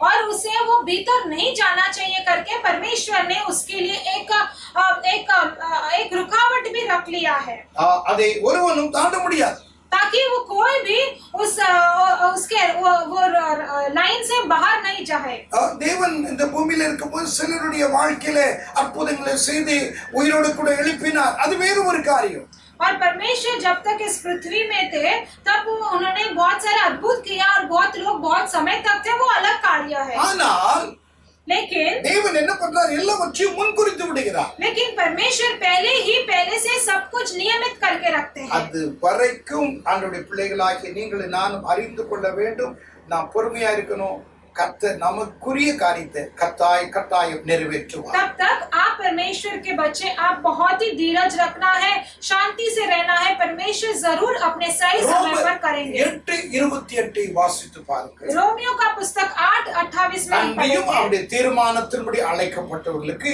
சகலமும் நன்மைக்கு எதுவாய் நடக்கிறது वो भी हमारे उनके नियम के अनुसार बुलाने लोगों के लिए सब कुछ सही तरीके से होता है அவருடைய தீர்மானத்தின்படி அழைக்கப்பட்டு தேவனிடத்தில் அன்பாய் யார் இருக்கிறார்களோ அவர்களுக்கு தேவன் என்ன செய்கிறார் சகலமும் நன்மையாகவே தேவன் மாற்றுவார் जो उनके नियम के अनुसार बुलाए गए चुना गए हैं सब कुछ परमेश्वर उनको कैसे करते हैं उनको सभी कुछ अच्छी तरह से करते हैं குறித்த நேரத்திலே சகலமும் உங்களுக்கு நன்மைக்கு எதுவாக நடக்க வேண்டும் परमेश्वर का मकसद क्या है कि जिस समय पर उन्हें बताया गया उस समय पर सब कुछ अच्छा होना है தேவனுடைய காலத்திலே தேவனுடைய நேரத்திலே ரைட் டைம்ல அந்த காரியத்தை கர்த்தர் செய்ய வேண்டும் सब कुछ परमेश्वर सही समय पर सही उस दिन पर सही वक्त पर परमेश्वर करना चाहते हैं பரிசுத்தவான்கள் ஆண்டவரை நோக்கி ஜெபிக்கும்போது 102ஆம் சங்கீதத்திலே ஆண்டவரே ஸ்தோத்திரம் நீர் குறித்த நேரம் வந்தது என்று வேதத்திலே அவர்கள் சொல்லுகிறதை நாம் காண முடியும் वही 102 भजन संहिता में हम पढ़ते हैं कि अनेक धर्मीय लोग कहते हैं कि धार्मिक लोग कहते हैं कि परमेश्वर आपका जो आपने जो समय बताया गया है वो आ गया करके वो कहते हैं 102ஆம் சங்கீத 13ஆம் வசனத்திலே தேவரீர் எழுந்தருளி சீயோனுக்கு இறங்குவீர் அதற்கு தயவு செய்யும் காலமும் அதற்காக குறித்த நேரமும் வந்தது 102 भजन संहिता हम 15 में पढ़ते हैं कि परमेश्वर आप शीघ्र उतर कर आइएगा क्योंकि आपने जो आपका जो समय है वो आपने जो बताया वो समय आ गया है குறித்த நேரம் வந்துருச்சு क्योंकि आपने जो समय बताया है वो आ गया है ஸ்தோத்திரம் ஆண்டவராய் கர்த்தர் எல்லாவற்றையும் சரியான நேரத்திலே எல்லாவற்றையும் ஒழுங்குகரமாக நடத்துகிற தேவன் परमेश्वर जो है वो सभी समय को सब कुछ सही तरीके से चलाने वाले परमेश्वर है யோவான் 2ஆம் அதிகாரத்தில் இயேசு அவருடைய சீஷர்கள் இயேசுவுடைய தாய் எல்லாரும் கல்யாணத்துக்கு ஒரு கல்யாண வீட்டுக்கு போறாங்க योना का पुस्तक 2 अध्याय में हम देखते हैं कि यीशु उनके चेले उनके माँ सब है एक शादी में जाते हैं அந்த திராட்சை ரசம் குறைவாயிடுச்சு और वहाँ पर वो दाखरस वो जो है कम हो जाता है उस घर में அந்த அம்மா மரியாம்மா இயேசுவிடத்தில் வந்து எதாயிலாம் செய்யப்பா அப்படின்னு தன் பையனிடத்துல இயேசுவிடத்திலே சொல்றாங்க तब वो उनकी माँ मरियम जो है कहती है कि यीशु के पास अभी कुछ ना कुछ तू करना करके 2 அதிகாரம் 4ஆம் வசனத்திலே சிறியே இன்னும் என்னுடைய வேலை வரல அப்படின்றார் तब वो यीशु कहते हैं कि महिला स्त्री अब तक मेरा काम नहीं आया समय नहीं आया காரணம் என்ன ஆண்டவர் பிதாவுடைய நேரத்தை கர்த்தர் அந்த கால்குலேஷன் பண்ணின அந்த டைம் டேபிளை கர்த்தர் கவனிக்கிறார் क्योंकि परमेश्वर ने वो उनके पिता का जो टाइम टेबल है जो समय के बारे में இந்த वो जानते நேரத்திலே हैं இதை நடத்த வேண்டும் என்பது என் பிதாவுடைய சித்தம் क्योंकि वो जानते हैं वो बोलते हैं कि इस समय पर इस वक्त पर ही அந்த करना है நேரம் वही வருகிற मेरे पिता का வரைக்கும் நான் என்னால் ஒன்றும் செய்ய முடியாது और अगर वो समय नहीं आया तब तक मैं कुछ नहीं कर पाऊंगा நம்முடைய காரியங்களிலே கர்த்தர் ஏன் நீடிய பொறுமையாய் இருக்கிறார் என்பதை நாம் விளங்கிக் கொள்ள வேண்டும் परमेश्वर के बच्चे परमेश्वर हमारे जीवन में क्यों इतने लंबा धीरज से है करके हमें समझ कर लेना है உலகம் தோன்றதுக்கு முன்பாய் தேர்ந்தெடுக்கப்பட்டவர் आप परमेश्वर से इस सृष्टि संसार की सृष्टि से पहले ही परमेश्वर आपको चुना எப்படி है வாழ வேண்டும் என்ன செய்ய வேண்டும் எல்லாம் தேவன் ஒரு கால்குலேஷன் பண்ணி வைத்திருக்கிறார் इस संसार में आपको किस तरह से जीना है क्या करना है परमेश्वर ने सब कुछ योजना करके रखा है நடக்க வேண்டும் என்று கர்த்தர் பிளான் போட்டிருக்கிறார். क्या क्या कब होना है करके परमेश्वर ने सब एक साथ एक அந்த योजना காரியத்திலே करके கர்த்தர் रखा है। எல்லாவற்றையும் நன்மைக்கு எதுவாய் உங்களுக்கு நடத்துவார். वो कार्यों में परमेश्वर सब कुछ सही तरीके से करेंगे। அநேக வருடங்களுக்கு முன்பாக ஒரு பிரசித்தி பெற்ற ஒரு தேவனுடைய மனுஷன் தமிழ்நாட்டில இருந்து லண்டனுக்கு விமானத்திலே பயணம் செய்தார். अनेक साल पहले एक बड़ा सा एक व्यक्ति जो है वो बहुत मुख्य व्यक्ति वो तमिलनाडु में बाहर गांव से आ रहा था। லண்டனுக்கு ஒரு பிளான்ல போற விமானத்துல போனா वो लंदन की ओर जा रहे थे विमान में। இந்த பிளேன் அவிதமா அரை மணி நேரத்துக்கு முன்பாகவே போய் அந்த அந்த விமான நிலையத்திலே வந்து தரையிறங்கிருச்சு. वो विमान जो है वो आधे घंटे पहले वो एयरपोर्ट में जाके एयरपोर्ट में चला गया था। ஆனால் கீழே இறங்குவதற்குரிய அந்த ஏணி படி வந்து இன்னும் அது இறங்கல. அதற்காக உள்ள இருக்கிறவங்க எல்லாரும் அப்படியே காத்திருக்கிறாங்க. लेकिन विमान से उतरने के लिए वो जो सीढ़ियां रखे गए थे वो अभी तक नहीं उतरा था, इसलिए सभी धीरज से इंतजार कर रहे இந்த थे। ஊழியக்காரர் கேட்டார், என்ன இப்படி அரை மணி நேரம் உட்கார்ந்துட்டே இருக்கிறோம், இன்னும் வெளியில போகாம இருக்கீங்களே, காரணம் என்ன அப்படின்னு கேட்டார். ये परमेश्वर के दास ने पूछा कि अब तक हम आधा घंटे से बैठे, क्यों अब तक हमें बाहर नहीं छोड़ा? விமானத்தில் வேலை செய்கிறவங்க சொன்னாங்க, ஐயா இதெல்லாம் கம்ப்யூட்டர்ல ஆல்ரெடி ஃபீட் பண்ணி இருக்கிறோம், எந்த நேரத்துல விமானம் வந்து இறங்கணும், எந்த நேரத்துல அந்த ஸ்டேர்கேஸ் வெளியில வரணும், எல்லாம் ஆல்ரெடி பிளான் பண்ணி இருக்குது. तभी वो वहाँ के विमान में काम करने वाले लोग बोलते हैं कि नहीं, हमारा ऑलरेडी एक प्लान होता है कि कभी वो विमान उतरना है, कभी वो सीढ़ियां बाहर निकलना है करके। ஸ்தோத்திரம்.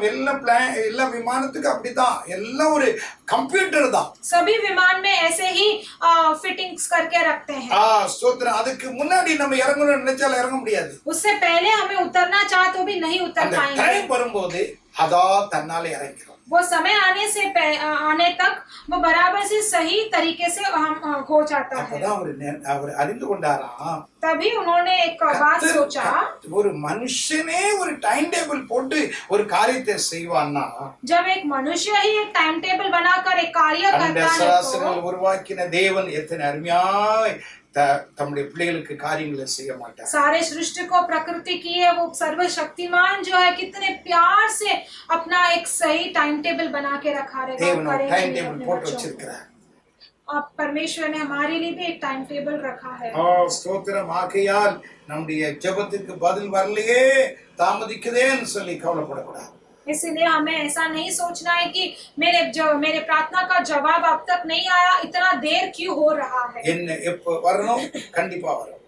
कभी का आना है, जरूर आएगा। உங்களை அவர் மறக்கிறவர் அல்ல. वो आपको कभी नहीं भूलेंगे। அதான் லூக்கா 18:7-8 வசனத்திலே வாசித்தோம். தம்முடைய ஒரு விஷயத்திலே கர்த்தர் பொறுமையுள்ளவராய் இருந்து சீக்கிரமா நியாயம் செய்வார். लूका 18:7-8 में हम पढ़ते हैं कि हमारे कार्यों में परमेश्वर बहुत ही शांति और धीरज से रहेंगे और जरूर न्याय करेंगे। தேவன் எல்லாவற்றையும் நன்மைக்கு எதுவாக நடத்துவார். परमेश्वर सब कुछ सही तरीका से करेंगे। ஒரு தேவனுடைய மனுஷன் ஒருவர் இருந்தார். हाँ, एक परमेश्वर का दास एक थे। அவர் ஒரு விமான போக்குவரத்து இதுல அந்த ஏர்ஃபோர்ஸ்ல ஒரு வேலை பார்த்து கொண்டிருந்தார். एक विमान में काम कर रहे थे, जहाँ एयरफोर्स में वो काम करते थे। அவர் ஒரு நல்ல பக்தி உள்ள ஒரு தேவ மனுஷன். वो एक अच्छे भक्तिमय परमेश्वर का दास थे। அவர் வேலை பார்க்கிற அவருடைய அலுவலகத்திலே அவர் ஒரு கூடிய வேலைக்கு தகுந்ததாய் ப்ரமோஷன் எல்லாம் காலகாலமாய் கொடுத்து கொண்டு வந்தார்கள்.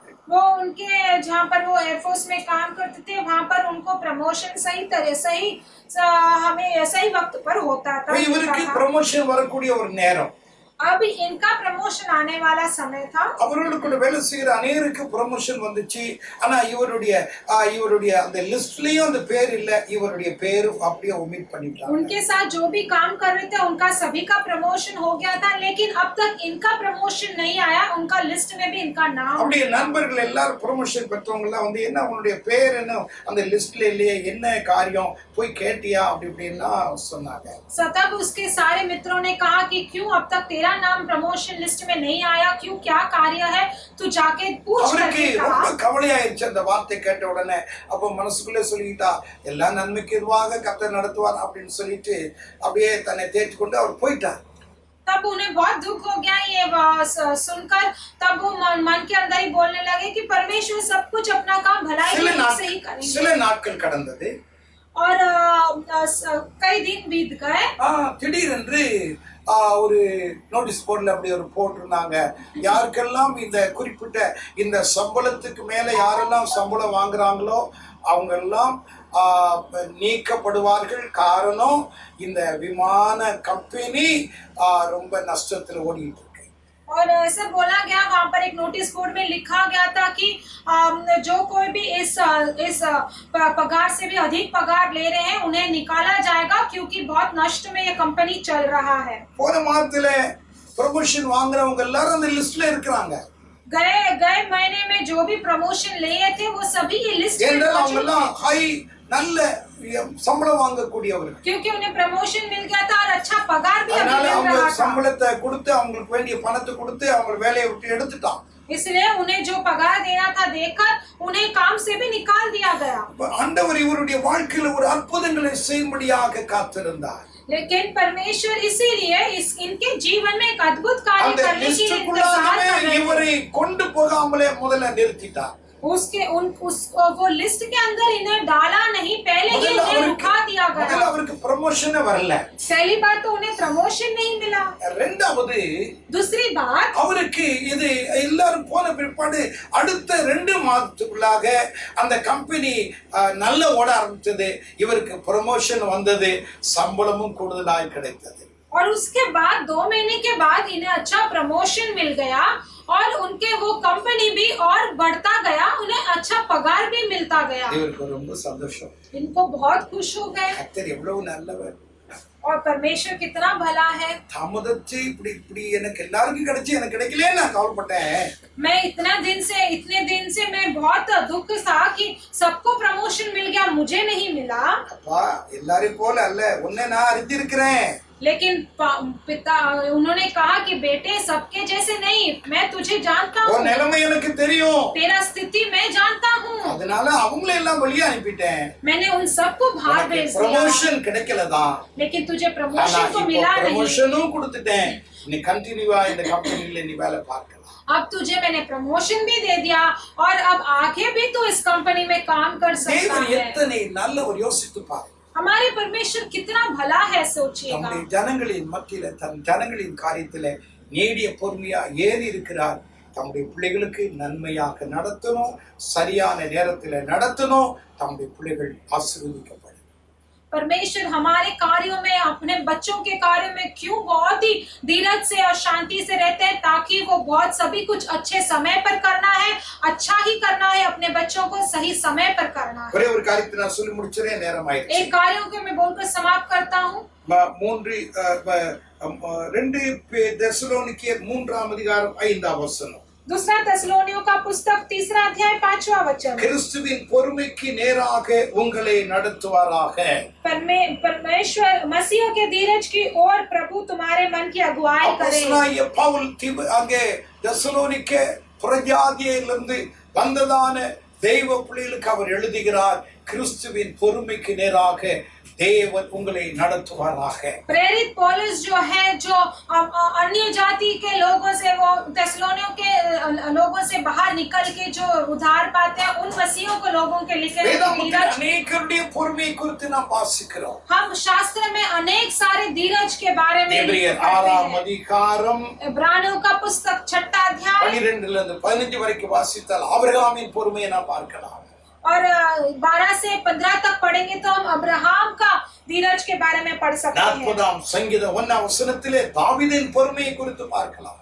और 40 भजन संगीता 1 वचन में दाऊद का हम धीरज के बारे में पता कर याकूब सकते हैं। 5ஆம் அதிகாரம் 11ஆம் வசனத்திலே யோபின் பொறுமையை குறித்து நாம் பார்க்கிறோம்।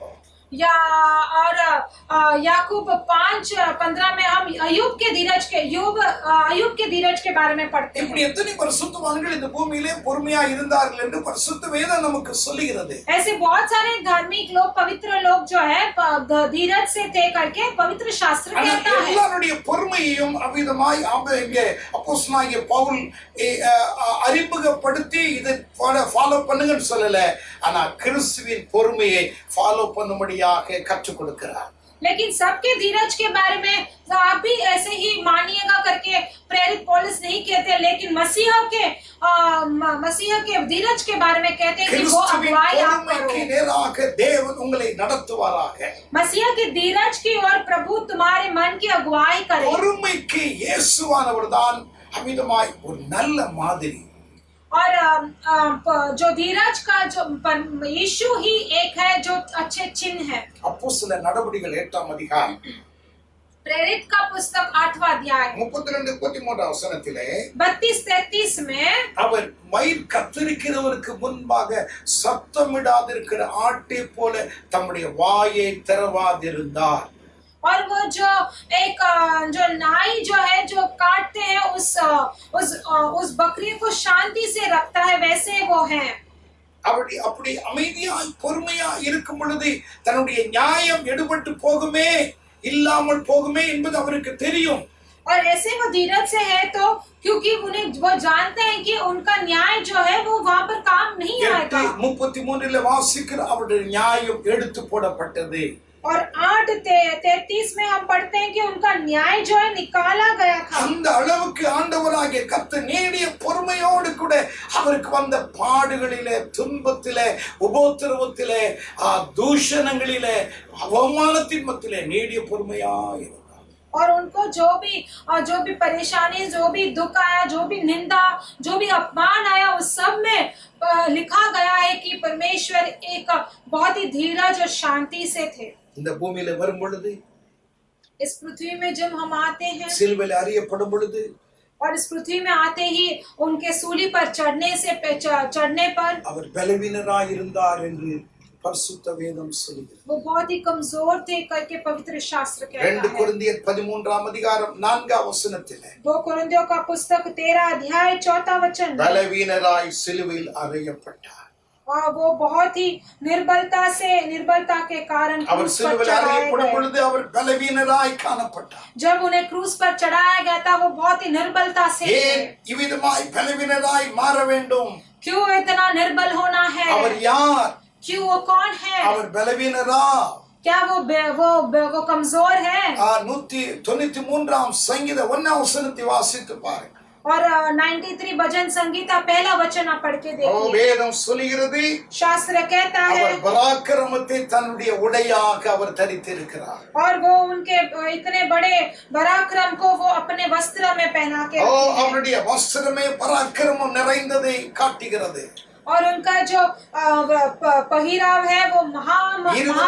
24ஆம் சங்கீதத்திலே அவர் யுத்தத்தில் பராக்கிரமமுள்ள தேவன் என்று சொல்கிறது. 24 भजन संगीत में हम पढ़ते हैं कि वो युद्ध में इतने वो पराक्रम है. எரேமியா 20:12 அவர் பயங்கர பராக்கிரமசாலியாய் என்னோட கூட இருக்கிறார் என்று எரேமியா சொல்கிறார். यिर्मयाह 20:12 में हम पढ़ते हैं कि इतना वो महात्म्य है करके. அப்படிப்பட்டதான தேவன், ऐसा एक परमेश्वर ஏன் பலவீனனாய் மாற வேண்டும்? क्यों इतना निर्बल होना है? நம்முடைய பலவீனத்தை அவர் ஏற்றுக்கொண்டபடி, क्योंकि उन्होंने हमारा निर्बलता को ले लिया. மத்தேயு எழுதின சுவிசேஷம் 8ஆம் அதிகாரம் मत्ती सुसमाचार का पुस्तक 8वां अध्याय 17ஆம் வசனத்திலே 17 वचन में பைபிள் சொல்கிறது, शास्त्र कहता है அவர் பலவீனராய் அவர் நம்முடைய பலவீனங்களை ஏற்றுக்கொண்டு நம்முடைய நோய்களை அவர் சுமந்தார். वो अपने हमारी दुर्बलताओं को ले लिया और अपनी बीमारियों को उठा लिया. அவருடைய நாமம் எல் ஷடாய். उनका नाम एल शडाई. எல் ஷடாய் என்றால் ரெண்டு அர்த்தம் உண்டு. एक एल शडाई का दो अर्थ होता है. ஒன்று ஆல்மைட்டி காட், சர்வ வல்லமையுள்ள தேவன். पहली तो सर्वशक्तिमान परमेश्वर. இரண்டாவது பால் கொடுக்கிற தாய்க்கு ஒப்பானவர். दूध देने वाली माँ की तरह होते தன் हैं. குழந்தைக்கு பால் கொடுக்கிற தாய் எப்படிப்பட்ட சுவாபம் உடையவளாய் இருப்பாலோ அதை போன்று சுவாபம் உடையவர் தான் எல் ஷடாய். और दूसरी बात पर हम देखते हैं कि जैसे दूध देने वाली एक माँ जैसे होते इतने नम्र परमेश्वर है, वही सर्वशक्तिमान एल शडाई அவருக்கு தெரியும். वह हमारे कमजोरियों को நம்முடைய जानते வியாதி हैं, அவருக்கு தெரியும், वो हमारे बीमारियों को நம்முடைய जानते பிரச்சனை हैं, அவருக்கு தெரியும், वो हमारे परेशानियों को நம்முடைய जानते கண்ணீர் हैं, கவலை அவருக்கு தெரியும். हमारे आंसू हमारे दुख सब वो ஏன் जानते அவர் हैं, எல் ஷடாய், क्योंकि वो एल शडाई परमेश्वर है। அவர் उங்களை காப்பாற்றுவதற்காய் தன் ஜீவனையை கொடுக்கிறவர். वो हमें रक्षा करने के लिए हमें सुरक्षा करने के लिए उन्होंने हमारा अपना जीवन दिया। ஆகையால் தான் அப்போஸ்தலனாகிய யோவான் எழுதும் பொழுது சொல்றார், इसीलिए परमेश्वर प्रेरित लिखते समय कहते हैं, வெளிப்படுத்தின விசேஷம் 1:9 சொல்றார், அவருடைய பொறுமைக்கு உடன் பங்காளியாக நான் இருக்கிறேன். प्रकाशित वाक्य 1:9 में हम पढ़ते हैं कि वो कहते हैं कि मैं उनके भाई के समान हूं। கிறிஸ்துவின் நிமித்தம் வருகிற உபத்திரவத்திற்கும் அவருடைய பொறுமைக்கும் பங்காளியாக நான் இருக்கிறேன். और परमेश्वर के राज्य और उनके धीरज में मैं उनके सहभागी हूं। அவர் உபத்திரவத்தை சகிப்பதிலே பொறுமை நிறைந்தவர். और उपद्रव को सहने के लिए वो बहुत ही धीरज। ஏன் அப்படி சகிக்க வேண்டும்? क्यों इतने उपद्रव को सहना है? அவர் பராக்கிரமம் உள்ளவர் அல்லவா? वो तो महात्मा அவர் है, ஆல்மைட்டி காட் அல்லவா? वो तो सर्वशक्तिमान है। ஏன் அப்படி இருக்க வேண்டும்? क्यों ऐसे रहना है? நம்முடைய பலவீனங்களை அவர் ஏற்றுக்கொண்டு நம்மை சுகமாக்க வேண்டும், நம்மை ஆசீர்வதிக்க வேண்டும். ताकि हमारी कमजोरियों को वो पाकर हमें सुरक्षा, हमें स्वस्थ, हमें आशीर्वाद, हमें अच्छा चंगाई और आरोग्य देना। ஒரு சமயம் தமிழ்நாட்டுல अनेक वर्षங்களுக்கு முன்பாய் நடந்த ஒரு சம்பவம். एक समय था तमिलनाडु में अनेक साल पहले एक संभव हुआ। ஒரு சகோதரிக்கு பப்பிராய்டு என்று சொல்லக்கூடிய ஒரு பெரிய ஒரு கட்டி அவருடைய வயிற்றில் இருந்தது. அதை வெட்டி அதை ஆபரேஷன் பண்ணி எடுத்தார்கள். एक बहन को फाइब्रॉइड करके एक नामक एक ये था, और उसके अंदर पेट के अंदर था, उसे ऑपरेशन करके काटकर बाहर निकाल दिया गया। ஃபைப்ராய்டு என்று சொல்லக்கூடிய அந்த கட்டி ஆபரேஷன் பண்ணி அது பண்ண நேரம் ராத்திரி நேரம் அதை அவளை கொண்டு வந்து அந்த பெட்ல போட்டாங்க. பயங்கரமான பெயின்.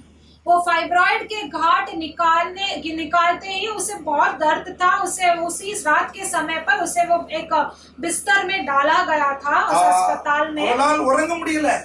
वो नहीं सो पाई। இங்கும் அங்கும் அமிதமாய் அப்படியே இது பண்ணிட்டே இருக்கிறா. அவளால தூங்க முடியல, தூக்கமும் வரல. यहाँ वहाँ उसे नींद नहीं आ रहा था, यहाँ वहाँ वो पलट रही थी। பயங்கர பெயின். बहुत दर्द हो रहा था। அப்பொழுது तभी ஒரு சப்தம் ஏதோ கேட்டது. तभी एक आवाज उसे सुनाई दिया। பெட்டுக்கு பக்கத்துல ஒரு சத்தம் கேட்டுச்சு. उसके बिस्तर के बाजू में एक आवाज उसे सुनाई दिया। அந்த சப்தம் கேட்கும்போது वो आवाज सुनते ही எட்டி பார்த்தா उसने ऐसे देखा क्या है करके, வெள்ளை உடை தரித்ததான ஒரு நர்ஸ் பைபிள் வாசித்து கொண்டு இருக்கிறார். और सफेद वस्त्र के साथ एक नर्स जो है वो पवित्र शास्त्र पढ़ रही थी। இந்த பொண்ணு வேதனையோடு கூட பக்கத்துல இருக்கிற அந்த அம்மா இடத்துல கேட்டாங்க, நீங்க யாருங்க, என்ன செஞ்சிட்டு இருக்கீங்க அப்படின்னு கேட்டாங்க. ये दर्द के साथ ही उस वो स्त्री ने उस नर्स से पूछा कि तुम कौन हो, आप क्या कर रहे हो? நான் நர்ஸ், நான் கையில பைபிள் வச்சிருக்கிறேன், நீ ரொம்ப வேதனையா அழுதுட்டு இருக்கிற, உனக்கு நான் வாசிக்கிறேன், உனக்கு ஆறுதலா இருக்கும், அப்படியே நீ தூங்கி அப்படின்னு சொன்னேன். तभी उस नर्स ने कहा कि मैं नर्स हूँ और तू बहुत दर्द में है, इसलिए मैं जो अभी पढ़ने वाली हूँ तू सुनना, और तू सुनकर वो तुझे आशीर्वाद रहेगा और तू सो भी जाएगा। அழுகிறத பார்த்துட்டு என்னால சகிக்க முடியல, உன் வேதனையை நான் என்னால புரிஞ்சுக்கிற முடியுது, நான் பைபிள் வாசிக்கிறேன், அப்படியே கேட்டுட்டே இரு, உனக்கு ஆறுதலா இருக்கும், தூக்கமும் வந்துடும் அப்படின்னு. और तेरा दर्द मैं नहीं देख पा रही हूँ, मुझे पता है तू कितने दर्द में है, मैं जो पढ़ रही हूँ तू पढ़ेगी, तसल्ली होगा तुझे, तू सुन और वैसे ही तू सो भी जा। வாசிக்க அந்த தேவ பிரசன்னம் அந்த ரூமை அப்படியே நினைச்சு, जैसे वो पढ़ते वो शास्त्र पढ़ते परमेश्वर का प्रसन्न जो पूरे कमरे में मारी அப்படி நல்லா தூங்கிட்டான். उस दर्द से छुटकारा होकर अच्छी तरह से वो सो गई थी। அப்பொழுது அதிகாலை 2:48 उस समय पर बड़ी भोर का समय 2:45 था। அதிகாலையில அந்த அம்மா எந்திரிச்சாங்க. बड़ी भोर के समय पर वो उठी। நல்ல பெயின் எல்லாம் இல்ல, நல்ல ஒரு ஆரோக்கியமான உடல் போல இருந்தது। और उस स्त्री का दर्द कुछ नहीं था, अच्छा सा एक नया जीवन जैसा उसे लगा। அந்த காலையில போய் டாக்டர் இடத்துல போய் கேட்டாங்க. அந்த ராத்திரில ஒரு நர்ஸ் டியூட்டி பார்க்க வந்திருந்தாங்க. நான் பைபிள் வாசிச்சாங்க. அவங்களுக்கு தேங்க்ஸ் சொல்லணும். அவங்க இங்க போயிட்டாங்களா அப்படின்னு கேட்டாங்க. तब उन्होंने जाके डॉक्टर से पूछा, एक नर्स जो थी वो ड्यूटी देखने आई थी, वो बाइबल पढ़ रही थी, उन्हें मुझे देखना है, बताना है करके वो पूछने लगी। அது டாக்டர் சொன்னார், அப்படி ஒரு நர்ஸ் ஒன்னும் ராத்திரிலே இல்ல, எங்க ஹாஸ்பிடல்லே இல்ல அப்படின்னா। तब उस डॉक्टर ने कहा कि ऐसे कोई नर्स हमारे ऐसे रात में नहीं है और ऐसे अस्पताल में ही नहीं है। ஒரே ஆச்சரியம்। ये स्त्री बहुत आश्चर्यचकित हो गई। போனாங்க। वो स्त्री घर पे गई। பக்கத்து வீட்ல ஒரு நல்ல கிறிஸ்தவங்க அவங்கட்ட போய் இத கேட்டாங்க। और बाजू के घर में एक मसीह के लोग थे, उनसे जाकर पूछा। அம்மா சொன்னாங்க, ஆண்டவர் தான் தூதனை அனுப்பி ஒரு வேதனையை பார்த்து உனக்கு ஆறுதல் கொடுக்கிறதுக்காக சுகம் கொடுக்கிற தூதனை அனுப்பினார் என்று சொன்னார்। और उस बाजू वाले ने उस स्त्री ने कहा कि एक परमेश्वर ने ही अपने दूध को बेचकर तेरे दर्द को देखा और उस दर्द को से तुझे छुटकारा और चंगाई दिया। परमेश्वर का स्तुति हो। उसके बाद उस महिला ने परमेश्वर को स्वीकार करके उद्धार पाया। हमारे कमजोरियों को जानने वाले वो एल शडाई है। हमारे माँ से भी अधिक प्रेमी थे हमारे परमेश्वर। आपसे वो आपके पास वो बहुत ही धीरज से आपको आशीर्वाद करना है। वो लंबा धीरज हम परमेश्वर के बच्चे पाना है। प्रकाशित वाक्य का पुस्तक 3 अध्याय 10वां वचन में, என் பொறுமையை குறித்து சொல்லிய வசனத்தை நீ காத்துக்கொண்டபடியினால் और धीरज के बारे में तू सुनकर मेरे वचन को तू थामा, इसलिए குடியிருக்கிறவர்களை சோதிக்கும்படியாய் பூச்சக்கரத்தின் மேலெங்கு வரப்புகிற சோதனை காலத்துக்கு தப்பும்படி நானும் உன்னை காப்பேன்। इसलिए मैं भी तुम्हें परीक्षा के उस समय बचा रखूंगा जो पृथ्वी पर रहने वालों के परखने के लिए सारे संसार पर आने वाले हैं। फिलाडेल्फिया सभைக்கு ஆண்டவர் பேசுறார்। फिलाडेल्फिया के कलीसिया के लिए परमेश्वर यहाँ पर बात करते हैं। சொல்லிய வசனத்தை நீ காத்துக்கொண்டாய், धीरज के साथ तूने मेरे वचन को थमा लिया है, அதனால உனக்கு ஒரு ஆசீர்வாதத்தை நான் தருகிறேன்। इसलिए मैं तुझे एक आशीर्वाद दूंगा। உலகமெங்கும் ஒரு பெரிய சோதனை வரப்போகுது। सारे संसार में एक परीक्षा आने वाला है। அந்த அப்படிப்பட்ட சோதனை தான் இப்பொழுது நமக்கு நடந்து கொண்டிருக்கிறது। वही परीक्षा आज हमारे जीवन में हो रहा है। அந்த फिलाडेल्फिया சபையை பார்த்து ஆண்டவர் சொல்றார், उन दिनों में उस फिलाडेल्फिया के कलीसिया में परमेश्वर ने देखकर कहा, சோதனை காலத்துக்கு உன்னை நான் தப்புவிப்பேன்। वैसे एक परीक्षा के दिनों से मैं तुझे बचाऊंगा, छुड़ाऊंगा। சோதனையில் अनेகர் மடிந்தால் உன்னை நான் பாதுகாப்பேன்। उस परीक्षा के समय पर बहुत कोई लोग मरेंगे, लेकिन मैं तुझे सुरक्षित रखूंगा। நம்முடைய ஆண்டவராய் கர்த்தர் நல்லவர்। हमारे परमेश्वर यहोवा बहुत अच्छे हैं। வார்த்தையை நாம கேட்டுட்டு இருந்தோம்। इतने समय तक हम परमेश्वर का संदेश सुन रहे हैं। அவர் இருக்கிற பிரகாரமாகவே கர்த்தர் நம்மை இந்த பூமியில வைத்திருக்கிறார்। हम जैसे उनके स्वभाव के अनुसार ही परमेश्वर ने हमें इस संसार में रखा है। ஆகவே அவர்களிடத்திலே இருந்த நல்ல சுபாவங்கள் இந்த நாட்களில் நமக்கு வேண்டும்। इसलिए परमेश्वर का जो भी अच्छा स्वभाव है इन दिनों में हमें भी चाहिए। நம்மேல் அவர் நீடிய பொறுமையாய் இருக்கிறார்। हमारे ऊपर परमेश्वर बहुत ही धीरज के साथ, ரட்சிக்கப்படணும், जो उधार नहीं पाए वो उधार पाने, அதுதான் ஆண்டவருடைய ஒரு பெரிய விருப்பம்। वही परमेश्वर का बहुत बड़ा चाहत है। அவர் தம்முடையவர்கள் மேல் கர்த்தர் நீடிய பொறுமையுள்ளவராய் இருக்கிறார்। वो अपने ऊपर परमेश्वर हम अपने लोगों के ऊपर परमेश्वर बहुत ही धीरज के साथ है। மக்களுக்கு என்ன செய்ய வேண்டும் என்பது அவருக்கு தெரியும்। परमेश्वर जानते हैं कि अपने बच्चों के जीवन में क्या करना है। கர்த்தர் கட்டாயம் உங்களுடைய வாழ்க்கையில் அற்புதங்களை செய்வார்। परमेश्वर जरूर आपके जीवन में இந்த अद्भुत काम வசனங்கள் करेंगे। எல்லாம் ஆண்டவருடைய பிள்ளைகளாய் நீங்க புரிஞ்சுக்கணும்। ये सभी वचनों को आप परमेश्वर के बच्चे से समझना, கேட்டு போகாம உட்கார்ந்துட்டு அதை யோசிங்க, அனலைஸ் பண்ணுங்க। सुनकर सिर्फ ऐसे ही सुनकर जाना नहीं है, उसे आप समझ कर लीजिएगा। இந்த வசனங்கள் எல்லாம் ஒரு முறை நீங்க யோசித்து பாருங்க। ये वचन सभी आप एक और बार सोचकर ध्यान दीजिएगा। அந்த அவருடைய பொறுமைக்கு நேராக தேவன் நம்மை நடத்துவார்। परमेश्वर आपको धीरज के हिसाब से आपको भी चलाएंगे। நம்ம கேட்போம், हम परमेश्वर से ஆண்டவரே पूछेंगे, உம்முடைய பொறுமைக்கு நேராக என்னை நடத்துனையா, परमेश्वर हमारे आपके धीरज के अनुसार உம்முடைய हमें भी பொறுமை எனக்கு चलाइएगा। தாங்க. आपका धीरज मुझे भी दीजिएगा। அவர் தாயினும் மேலான தேவன், हाँ, वो हमारे माँ से भी बेहतर परमेश्वर है। இரக்கமுள்ளதான தேவன். वो एक दयालु परमेश्वर है। அவருடைய பொறுமையை நம்ம காத்துக்கொண்டோம்னா अगर उनका धीरज हम भी இந்த संभालेंगे, நாளிலே இன்னைக்கு நடக்கிற இந்த பிரச்சனைகளின் மத்தியிலே கர்த்தர் நம்மை காப்பேன் என்று இந்த வசனத்திலே நமக்கு உறுதி கொடுக்கிறார். इन दिनों में इन समस्याओं के बीच में परमेश्वर हमें वादा देते हैं, प्रतिज्ञा देते हैं कि वो हमें सुरक्षित रखेंगे। நாம் எல்லாரும் ஜெபிப்போம். हम सभी प्रार्थना करेंगे। கண்களை மூடி கர்த்தரை நோக்கி நாம் ஜெபிக்கலாம். आंख बंद करके परमेश्वर की ओर देखकर प्रार्थना करेंगे। எங்கள் அன்பின் நேச பிதாவே, हमारे प्रेमी अच्छे पिता, நம்முடைய விலை மதிக்க முடியாத அன்புக்காக உமக்கு ஸ்தோத்திரம். इस बहुमूल्य प्रेम के लिए हम आपको உம்முடைய धन्यवाद நீடிய देते हैं। பொறுமை குறித்து நாங்கள் இவ்வளவு நேரம் நாங்க ஆண்டவரே பிரசங்கிக்க கேட்க உதவி செய்தீங்க. आपके इतने लंबा धीरज के बारे में इतने समय तक हम संदेश सुनने के लिए सहायता ஆசீர்வாதங்களை किया। ஆண்டவருடைய பிள்ளைகளாகி நாங்கள் அனுபவிக்க எங்களுக்கு உதவி செய்யுங்க. उस आशीर्वाद को हम परमेश्वर के बच्चे अनुभव करने के लिए நாங்கள் सहायता கேட்டதை कीजिएगा। விட எங்களுடைய தேவன் அதிகமாய் ஆண்டவரே நம்முடைய பிள்ளைகளுடைய வாழ்க்கையில கிரியை செய்யுங்க. हम जितना पूछे उससे भी अधिक आपके बच्चों के जीवन में யார் परमेश्वर யாருக்கு आप என்ன कीजिएगा। தேவை இந்த காலையில இருக்கிறதோ जिन किसी को भी क्या அவர்களை जरूरत है इस सुबह के ஆண்டவர் समय पर, தொடுவீராக.